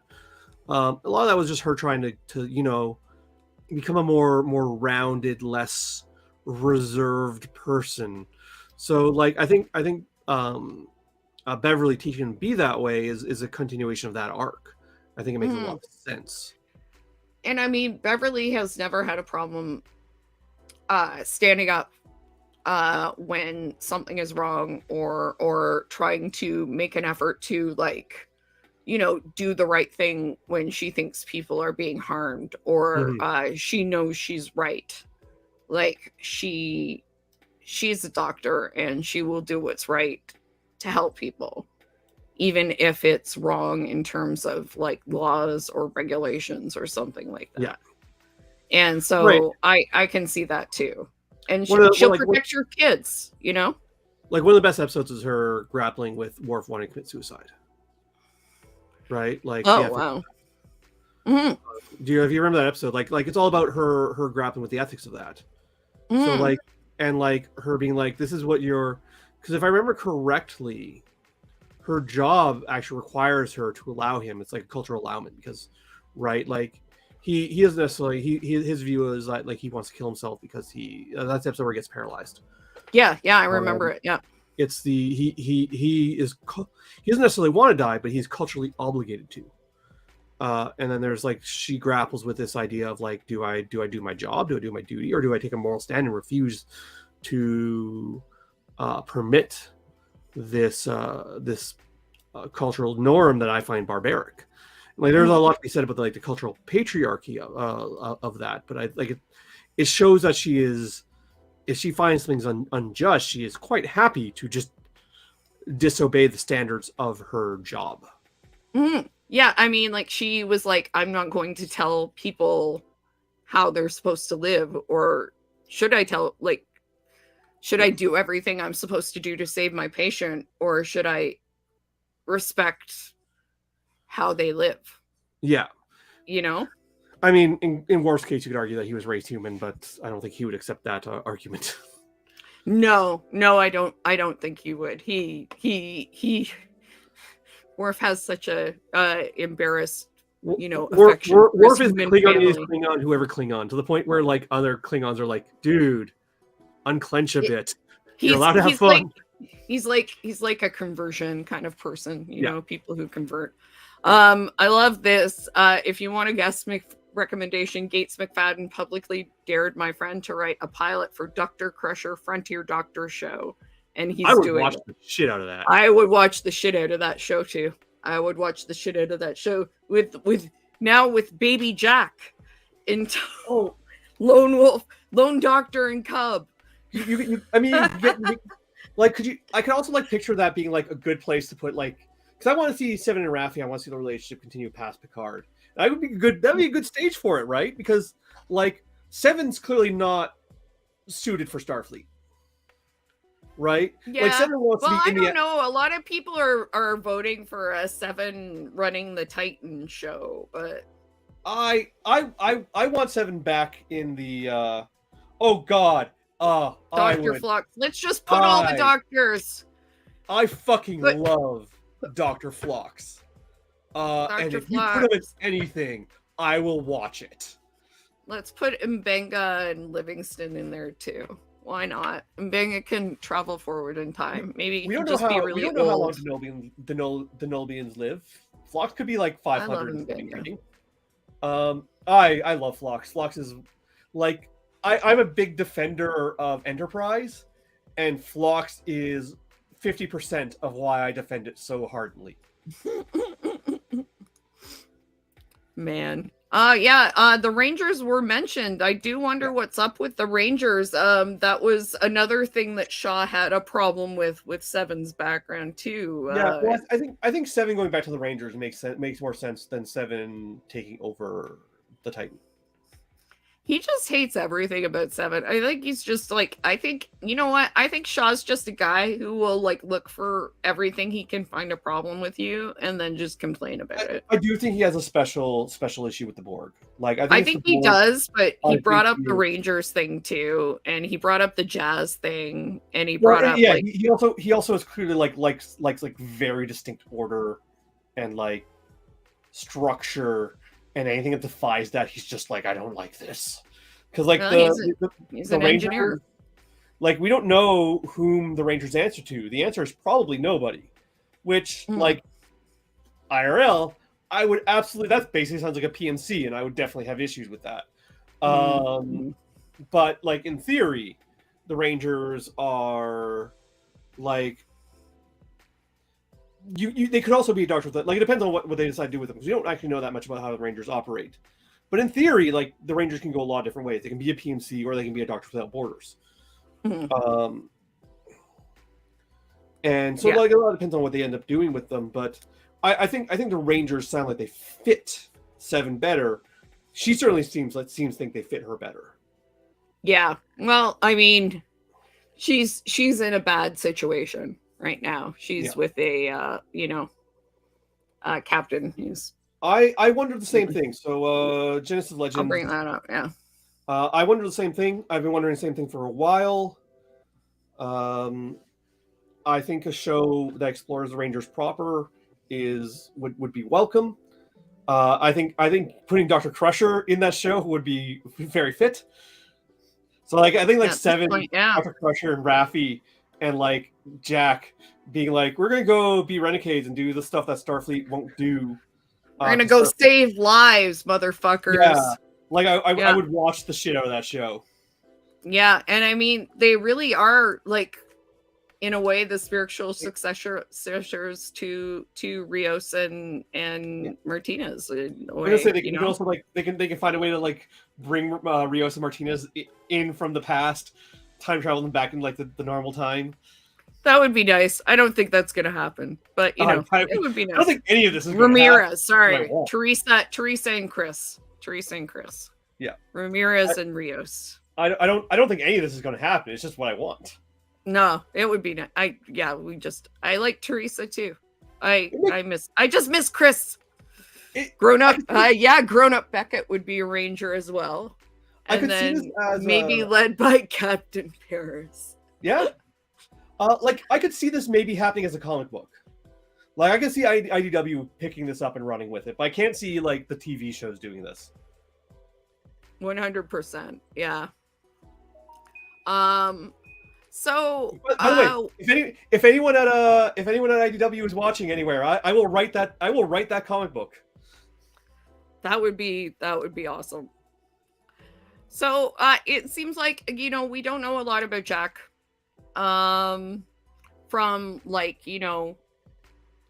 from the show, except that he has dad issues. He's a roguish smuggler who loves his mom and wants to save lives, basically, and likes to scam people who are killing other people. I think that's basically what we got from him. Well, it's like he's accused of terrorism, and he's like, listen, all my actions were justified. Is he telling the truth? Like, I think we as an audience can safely say that he's probably telling the truth. Yeah. Oh, I'm sorry. Excuse me. He's probably telling the truth because he's been working with his mom, who, for the most part has been on medical missions. Yeah. But like, I do get why Shaw doesn't trust him. Because like, if I were in Shaw's position, I would not trust that either. Well, I mean, it does look very sketchy until basically Picard's like, he's my son. Like, that doesn't other than solve being- everything, but I get where I would get where he was coming from. other than being less of a general dick about things, Shaw handles everything more or less how I would handle things if I were in his position. I would like to think I'd be less of a dick too, but I can be a real asshole about things. So I'm like, I often have a lot of sympathy for the assholes because I've been a real dick about things in my life. So I'm like, you know what? Yeah, like I definitely wouldn't Sometimes I get where you're coming from. I wouldn't be the petty bitch about it that Shaw is, but I would do more or less everything he did. Petty bitch. I loved the pettiness, actually. I was like, yeah, I aspire to that level of pettiness. That's beautiful. Anyway, so Shaw also suggests he might be lying that he's Beverly's kid, or lying that but he never suggests that he's lying about being Picard's kid. Interesting. When Picard claims him, he was just like, okay, cool. Yeah, this is a good point too. Shaw does a good job in episode 2 to show that half is as asshole-ish behavior, which was performative, which drops away when lives are on the line. And I mean, given again, he's an engineer, so maybe a lot of him is performative to be like, I'm the guy in charge, because he's used to just working with machines, right? He's used to working with technology and doesn't know how to manage people. As we said, he's not a good manager, right? He's also not part of the command track, right? Which is interesting. Like, I thought to become a captain, you had to be part of the command track, but I guess not. I guess it was already implied, like, we already knew Beverly could become a captain, so I guess, and she's also not part of the command track, so. Well, how many ship captains have we lost in recent years in Starfleet? Wolf 3-5 between in the past say 20 years in Starfleet. You've got the Romulan thing, you've got the Borg, the Dominion War, Prodigy. The Prodigy. Oh my god. What just happened in Prodigy? Oh Lord.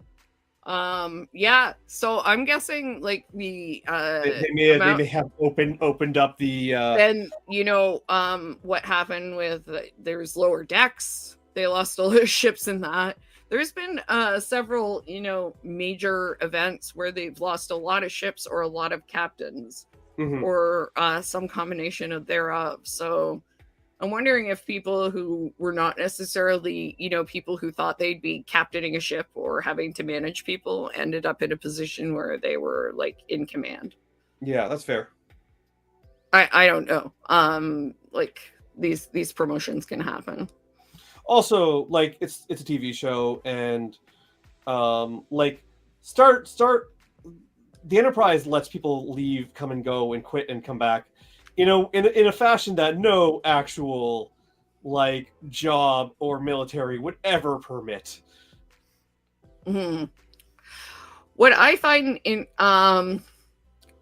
interesting too about this discussion between Picard and Jack is when he says, is anyone the same person you knew before? Because he insists that he knows Beverly, and Beverly wouldn't do certain things. Yeah. And it's even Picard is not the same person that he was at the beginning of the Picard series. Oh, very not. One of the complaints that I was registering from people regarding season 1 is that Picard. So at the end of TNG, or not TNG, sorry, when Riker first gets commissioned to take over the Titan, which I actually think is in one of the movies, not in the NTV. Either way, Picard shakes his hand, and then people are complaining that how touchy-feely Picard is in season 1, like hogs Riker, and it's just they're different relationship. They're not serving on the same ship. This isn't an inconsistency. Mm-hmm. This is their relationship has changed in 20 years. Mm-hmm. I think a lot of people So we did not like Picard season 1 and 2, but I felt a lot of the people complaining about Picard season 1 and 2 were that Picard wasn't the TNG captain, but he wouldn't be. Exactly. Right? Exactly. Like people change over 20 years. So and he's lost his family. He's more sentimental. So like the idea that he would walk up to Riker and give him a hug instead of shaking his hand makes perfect sense to me. Yeah, and I think that they're kind of showing that people think that people are certain ways, that we see people in certain ways that they always are. And you even see that with Shaw, right? Shaw sees these guys as a certain thing. Well, and so he reacts to them poorly. He sees them as the people who cause Wolf 359. Now, we don't know if he actually... well, he sees them as problems, right? Right. Well, because Picard, in a certain way, by a certain light, depending on how you look at it, Wolf 359 is Picard's fault, which is Sisko's beef with Picard too. Because Picard was first contact with the Borg, and then got assimilated, right? And then was the Borg's ambassador to Earth, or the Federation for assimilation. Like, so whether that's Shaw's specific beef, that's Picard's history. Yeah, or even if it's just, oh, you guys are cowboys and you had all these adventures and you blew shit up and you lost people's lives and you caused problems for people. Yeah. He sees them a certain way that they don't see themselves. You know, he sees Beverly a certain way, and Beverly has lived for 20 years since then. Yeah. He and Beverly are different people. He sees Riker, is seen a certain way, and so he's surprised when Riker's like, Deanna and my daughter want time away from me, because he doesn't see Riker at his worst. Everybody, even like they see Sydney, LaForge's daughter, and they don't recognize her because she's grown up. They don't see her; they see her as the little kid. So it's kind of showing how we all kind of view people the way we saw them last. We view people in. I'm wondering does Anita Sarkeesian still do a Star Trek podcast? Because she used to, and I used to listen to it. I think that they still do one. I'm not sure if she's doing it, but I think that they still do a Star Trek podcast. I'm not sure if they're doing one about this show. Looks like the last updated March 22nd. Oh, okay. They may drop it. In terms of rank, Genesis of Legend notes that Troy did go up to Commander, which she made an effort to do, and even Ensign Kim turned captain in one of the alternate futures.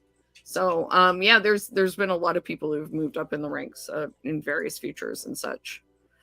So I thought that was interesting, but the one thing that really bothers me, again, even though Raffi's scene when her handler is revealed and Worf comes out with his Pai Mei hair and kicks all kinds of ass and ninjas the fuck up and everything. Great scene. Makes no fucking sense that Worf is her handler.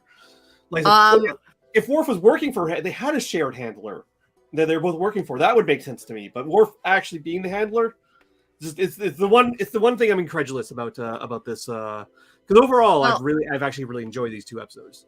But the biggest thing that bothers me about, I'll hand wave Worf, whatever. I mean, it doesn't make sense, but whatever. But the thing that really bothers me with Raffi is they keep making, I was saying to Green beforehand, the way that Raffi talks about the conspiracies is reminds me of when I talk about surveillance capitalism or something like that, and people are like, you sound crazy.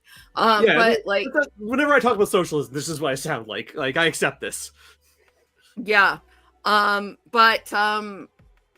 The thing that really bothers me is continually making Raffi estrange herself from her family and making Raffi keep going through all of these horrible things that make her guilt worse. I think that's why I dislike what they're doing with Raph. I think this is the real reason I dislike it. It feels like trauma porn. Yeah, they're really torturing Raffi, and I mean, this is what I like. And not in a good way, like they did with O'Brien. And this is where I think they're trying to go, and this is what I like. I'll bring in Genesis of Legends comment. I adore Worf being the handler because making Raffi his legacy seems fascinating. Continuing the theme of Worf neglecting Alexander. And see, that's where I think they're trying to go, is right, because they have a similar, they have a similar troubled parent kind of thing, right? I do think that's an interesting tie. I think that's the tie, but I mean, like, it was already established she was having problems with her kid. It was established in the last season. Yeah. It's established in this season. They didn't have to make it where Jay is like the responsible parent and, you know, you're going to go down the rabbit hole and be crazy again. And you have to choose between your family and this conspiracy. I just thought that was shitty. It's a sort of ableism I don't expect from Star Trek. Yeah. Yeah, because it's just like you're always going to be an addict and you're always going to be crazy. And when it was her son himself, that I get. That was understandable. Yeah. That was understandable because he's traumatized, right? Yeah. But I don't like we've gone down this path with this character already. Like, I mean, I guess they're probably what I hope they're doing. I don't like it, but is they're establishing a status quo for the new viewers who don't know this character, because I think what they're maybe assuming is that because this is the first season that has the whole team back together. Yeah, I think there's a lot of people. There are going to be people who didn't watch the first two seasons who don't know this background with Raffi. So I think they're reestablishing it for their sake. Mm-hmm. And then they're going to do something new with it. At least that's what I hope. But man, as someone who did watch the first two seasons, this is tiresome. It's hard to watch again. It's hard because, I mean, on top of Raffi coming so close to figuring out the Rachel Garrett Red Lady thing just ahead and not enough time to being able to save anybody, and so having more survivor's guilt. That being said, I'm now picturing Alexander, Jack, and Raffi's son. I forget his name. Oh, just, yeah. Like sitting in a mud bath on Ryza, being like, "Man, parents fucking suck." Or sitting in a pub, in that lower decks pub, drinking, being like, "Our other parents are shit." For that matter. Put Mariner and maybe the LaForge girls. Maybe their dad is not so great either. Oh, I don't know. Georgie's probably the best dad. Georgie's probably an awesome dad. I mean, I think we went through some weird shit with Geordi, but I think like the weird incel stuff with Geordi is like, that was one episode. Like Geordi also has some weird relationship with his mother because his mother died. I'm trying to remember because that was the episode where he goes in with the probe. Oh man, I'm just so happy they brought back Leah Brahms for Rutherford. Like, she's just like the woman that all engineers love.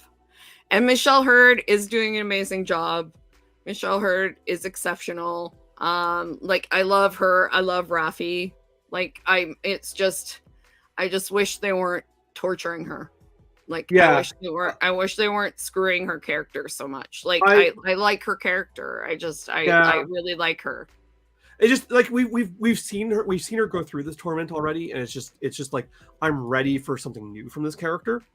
Because when they did it in season 1, I was actually into it. Like, I'm like, this is fascinating. This is really interesting. It's different watching her have this argument with her son than it is watching her having the same argument with her ex-husband.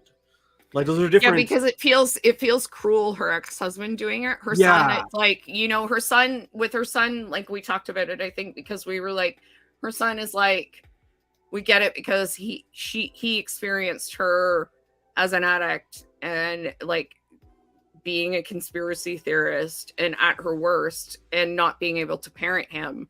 And so he has reasons to distrust her and not want her to be around his kid and like to slowly let her in. But her, you feel like her ex should have, like, her son's an adult now. That's his situation to deal with. Why is her ex gatekeeping that? On an unrelated note, apparently, Michelle Hurd played Fire in an unreleased JLA movie. Really? From 1997. I'm just doing some Googling. I knew about I know about the unreleased JLA movie. This is sort of like. You've watched. Oh, apparently, Boy Named Art has watched that movie. It's. I also have watched it. I did not realize it was her until I Googled her, but it's an experience. Apparently, Raffi and Nog are exactly the same age. And apparently the JLA movie is a ride straight to hell. There's a reason it didn't get formally released. All I've watched is the TV movie, Generation X TV movie with Finola Hughes. Which I have also watched as a huge Gen X reader at the time. Oh, I was too. That's why I was so excited about it. And I was a huge General Hospital fan, so I was very excited Finola Hughes played. They're about on the same they? Yeah. I was hyped Finola Hughes was playing Emma Frost because I love General Hospital, so I loved her in General Hospital. I was just a huge I was that age to be reading Generation X when Generation X came on. Huge, so I was just there for the TV show, and boy, it was bad. Not that era's Nick Fury movie bad, but bad. They can't do Chamber. They can't do the show. That's all I have to say. There you go. Oh, Justice and so Raffi and Nog were both 14 during Wolf 359. According to Memory Alpha, which is interesting because Raffi and Shaw should be around the same age. Yeah, that probably that goes with my idea that like maybe he was on one of the family ships, or maybe his father or mother fought in it and died, like because like every Federation ship. So if he has any family ties to Wolf 359, he lost someone at that. Yeah, I'm gonna see if they have an age for him because I'm just really curious. I doubt they do. But you never know. You never know. No, it just says when he was appointed captain. But yeah, I would say they're around the same age. Like he doesn't look like he looks maybe a little older than me. I don't know. He looks around the same age as Raffi. He looks like 50 or something. I don't know. Yeah, I'd put him about 50 to guess. Yeah. Memory Alpha has nothing on his age. How old is Todd Stashwick? I'm curious. 1968. Damn. Okay. That's not that 54 years old. Thank you. Thank you for doing that math for me. That's actually not that much. That's not that much older. So yeah, 50, 54. That would make sense. Yeah. I don't know. Yeah, I would put his character at around the same age, maybe a little bit younger. Yeah, that's fair. That's interesting. I'm curious about that. It's hard to pinpoint people's ages, especially since or based on the actors, because Ed Speleelers is, if that's how you say his name, the guy who plays Jack Crusher is in his 30s, and Jack's supposed to be 24 or something like that. Yeah, and like Star Trek has always had weird casting for ages, like with every season, with every series. Mm-hmm. So anything else from this episode? Like, I mean, it was really just a waiting kind of game. It was setting up who the villain is. It sets up like so they're going to do a submarine episode. Next episode is going to be a submarine episode for sure, with them flying into the nebula. Like, yeah, so I have the next two just log lines for the next two episodes. The next one it is a little concerning for me as somebody who watched BSG. Episode 3 is March 2nd. 17 seconds. Picard grapples with a life-altering revelation as the crew of the Titan attempt to outmaneuver Vedic, while Raffi and Worf uncover a plot by a vengeful enemy. The life-altering revelation is clearly just that Jack's his son. Yeah, obviously. 17 seconds just reminds me of 33. which was 33 every 33 minutes. The Cylons attacked, which was one of the most stressful episodes of TV ever. And then episode 4 is March 9th. No-win scenario. Picard, Riker, and crew must confront the sins of their past as the Titan drifts helplessly in a mysterious space anomaly. So, we'll see. We shall see. Picard, Riker, and crew. Hey, whose crew is it? Not Picard and Riker's. Episode 4 sounds like a bottle episode. Yeah, episode it 3, does. Episode 3 will be a submarine episode, and episode 4 will be a bottle episode. I mean, I can't imagine Moriarty will get more than an episode. Mm-hmm. So I'm sure that sounds like that might be, I don't like, that's not necessarily a place. So what did they do with the? So they put Moriarty on a simulation of the universe. What did they do with that simulation? I forget. I don't Did they remember. just blow it out into space?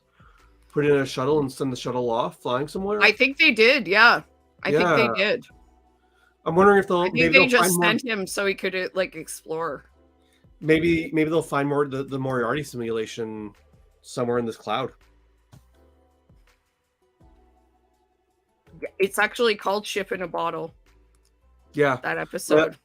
That's why I'm thinking. I'm thinking that's going to be the Moriarty episode. I can't imagine Moriarty getting more than one episode.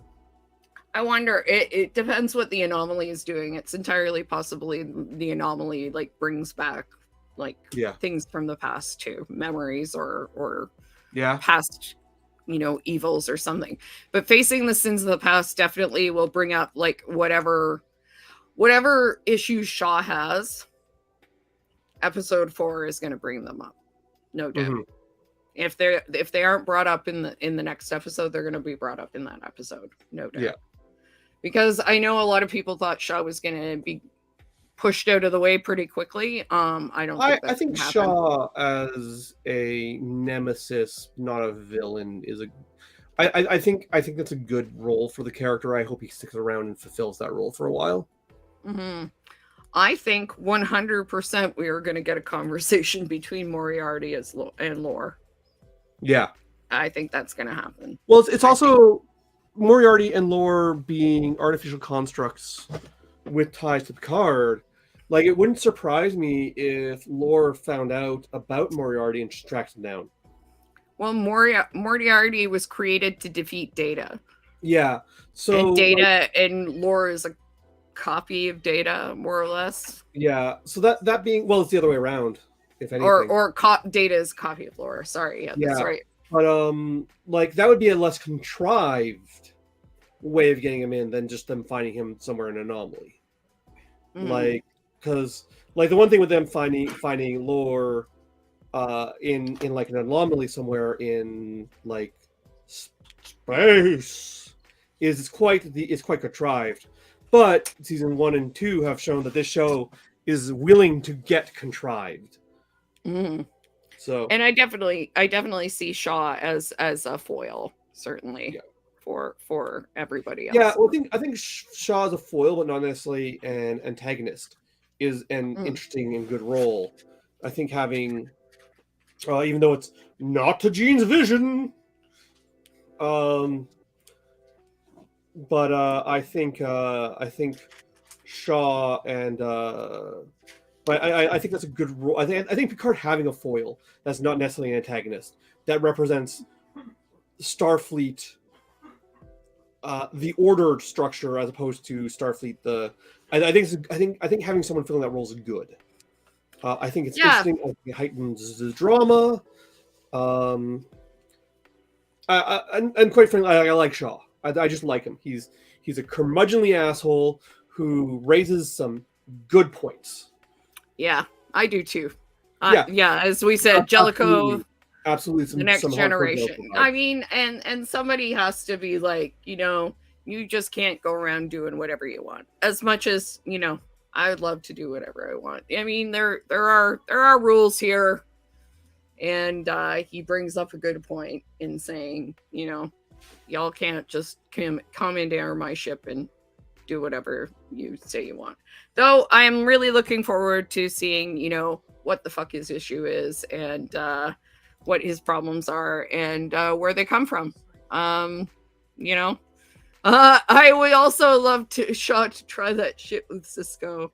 I would love to see Cisco and Shaw have a little throwdown. That would be some fun stuff. But or Janeway, indeed. Shaw is just a pissy bitch, and honestly, he's really petty. And there are some people you can't be petty with because they'll just punch you. Picard never hit me. I wish we got more Q and Cisco. I think they had a good relationship. Oh yeah, Shaw wouldn't jerk with Janeway. She's still got a lot of pull, and it was nice to have Seven mention Janeway. Actually, Yeah. it was nice that Janeway came up as someone being who Seven was influenced by to stick around in Starfleet. So I was like, oh, there you are, still pushing people along. Anyway, yeah, we should probably wrap up because Green's still sick, and I'm sure it's taking a toll on your. I'm sure it's taking a toll on your voice, but we've been going for a while, and anyways, it's a good start as usual to the season. Yeah, like I said, I'm a bit more. I'm more optimistic about this season than I have the past two, but I always started really. I am less into this than I was season 1 and 2, first 2 episodes, but that actually makes me more hopeful. Yeah, I mean, I also have sort of less things that I went, what? No, I don't know if that makes sense after these episodes. You know what I mean? Like there's always sort of like with the Picard episodes, there's always a few things that you watch and you're like sort of like, this was really enjoyable, and afterwards it's like, that doesn't make sense. The things that didn't make sense were fewer, and if they didn't make sense, it was more just sort of like, I'm sort of tired of this particular thing or whatever. It's not that it didn't make sense in general. It might have just been not my thing, or please stop torturing this character. And yes, indeed, this is a good way to say it. The chemistry and plot cohesion is much stronger this time. Yeah, and that's the thing. Like, it often, the plot is like, you think it's going one way and it goes the other way, and it's got a much stronger sense of where it's going. There was more connective tissue. Mm-hmm. Maybe not to the past seasons, but that's always been kind of a weak point. Well, you know me, I've always been of a position that like a thing needs to be internally consistent before it worries about being externally consistent. This is, I talk about this with Marvel a lot too. The idea that like I don't care if Miss Marvel isn't completely in continuity with every other Marvel property, so long as it's in continuity with itself. That needs to be the main focus, and then you need to worry about making it in continuity with everything else. Yeah, I'm not really concerned about it being continuity with everything, and if it retcons things or whatever, as long as it, as long as it feels spiritually and emotionally kind of like in line with what it's trying to do. Yeah. With Picard and with TNG, with what it's trying to bring over with Picard. Well, like I said, I think like my concerns are mostly like, is this season does the season work as a self-contained thing? So long as the season works as a self-contained thing, I will be happy. If it then works really well as a self-contained as a thing with the other seasons of Picard and TNG and the other Star Trek properties, that's all icing on the cake. But if I just end up coming away with one season that really works well as a self-contained story, I'm happy. Yeah. No, I mean, I'd be happy too. And I mean, if it's a cohesive season, that's better than we've gotten so far. And I mean, this is true. You can have continuity without crossing over. Yeah. She-Hulk referencing Eternals was a good enough beat for me, and I think She-Hulk did a lot of things quite well. In fact, it's easier to despite have what continuity without crossing over.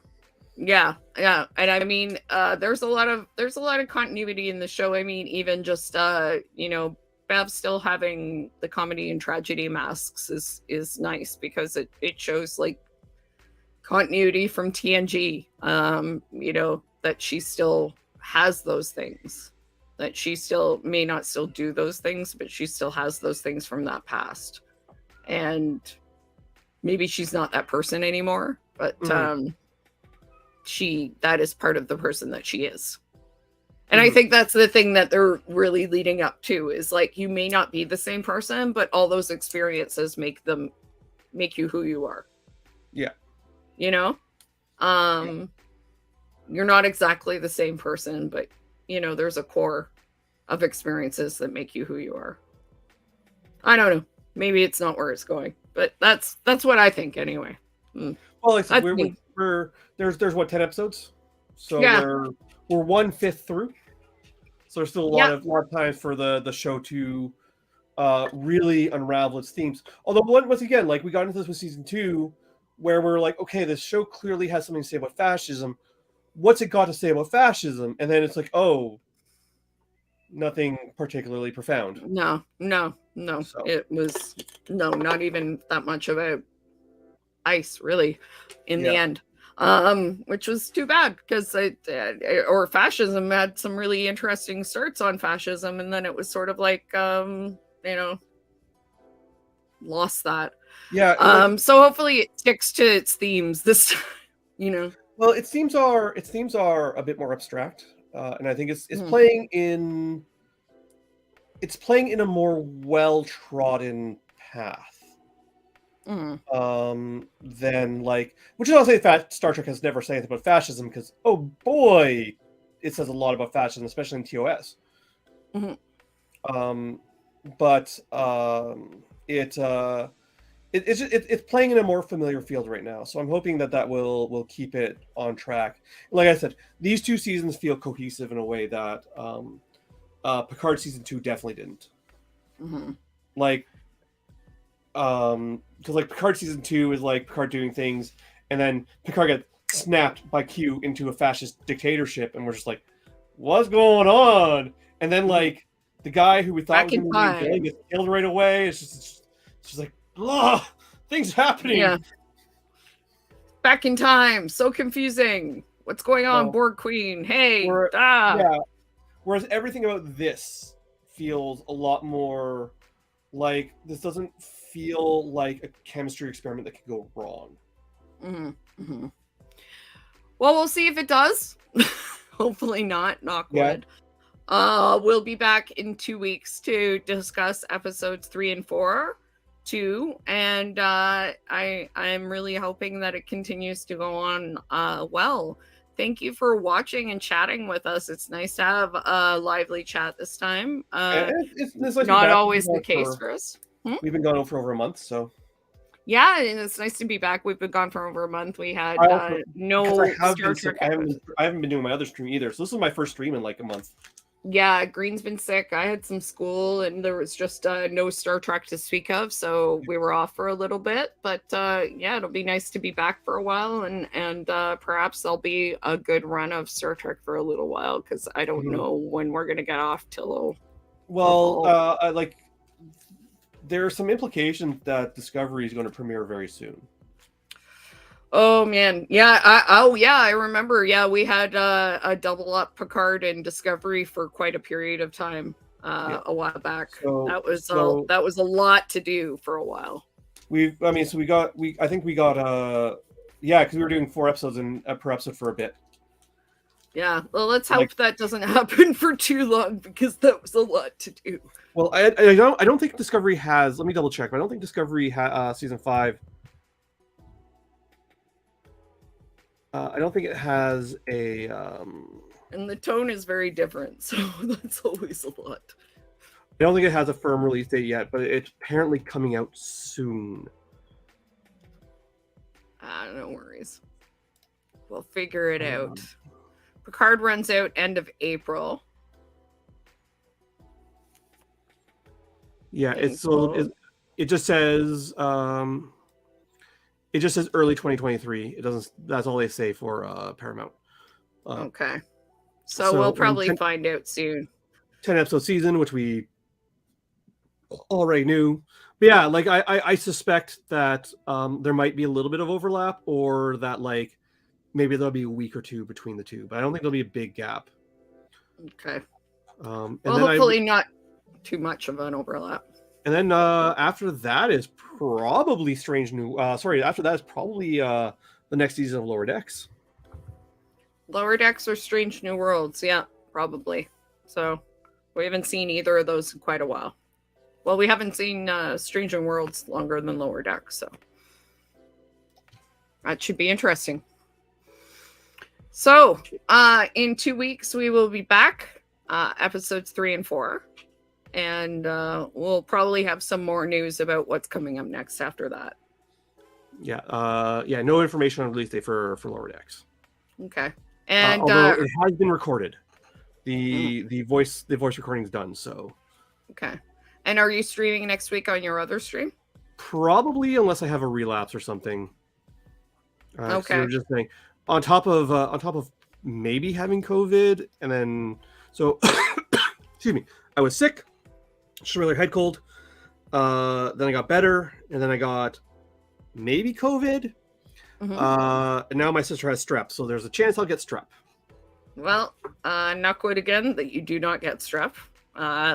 Would prefer to get strep. Unless I already had strep and didn't have COVID and were wrong, but I think it was COVID because I didn't get I've had strep before, and the symptoms felt a little different than what strep usually feels like.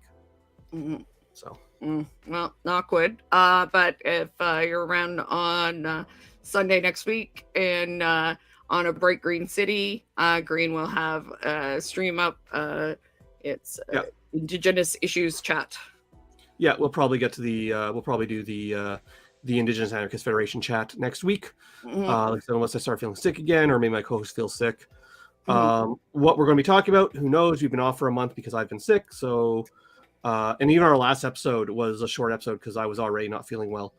So I don't know where we're going to pick up with that. There's a lot to talk about in the world of Native politics at the moment. So I'm sure we'll find something. Oh yeah, I'm sure. Yeah, you always something to talk about, I'm sure. And you know, depending on Indigenous issues or anarchist issues or politics or something going on, no doubt. Yeah, well, I mean, if nothing else, we'll probably end up talking about land back and what New Palestine or what East Palestine, how that implies railroad as colonization, stuff like that. Like worst case scenario, we'll talk about that. But I think we might have some more pressing stuff. Oh, I'm sure. Yeah, something might come up between then and now. Yeah, politics moves fast. We got a week.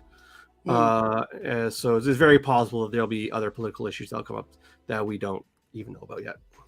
All right. Well, next week, check it out, Bright Green City, and 2 weeks back here for more Picard, and hopefully it will be as good as it's been. Maybe some more ship throwing, maybe some more tractor beam cutting, maybe some more giggling evil.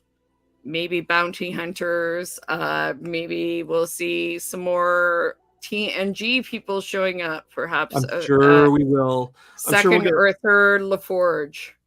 Well, we got Riker. We got Riker and Crusher, episode 1, and we got Worf this episode.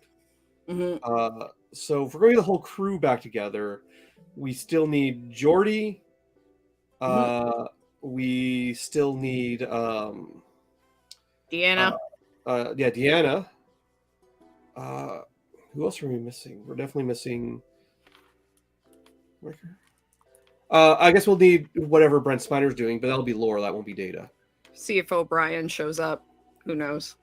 I mean, they have, like I said, they have teased DS9. What that means, who knows? It could be O'Brien, because O'Brien was in the very first episode of TNG, so it'd be fitting. Yeah, it would be nice. After all, he is the most important person in Starfleet history. It's true. It's true. All right. y'all have a good night. Thank you so much for stopping by and chatting. Much appreciated. Enjoy. Live logs and proper. Live wrong and expire. Well, I like the Enterpriseians. Live logs and proper. Have a good night, everybody. Enjoy your weekend. I'm off to watch some Guy Fieri and some chef championships. I'm gonna go do dishes. Woohoo! Have fun. All right. Talk to y'all soon. Have a good one. Take care.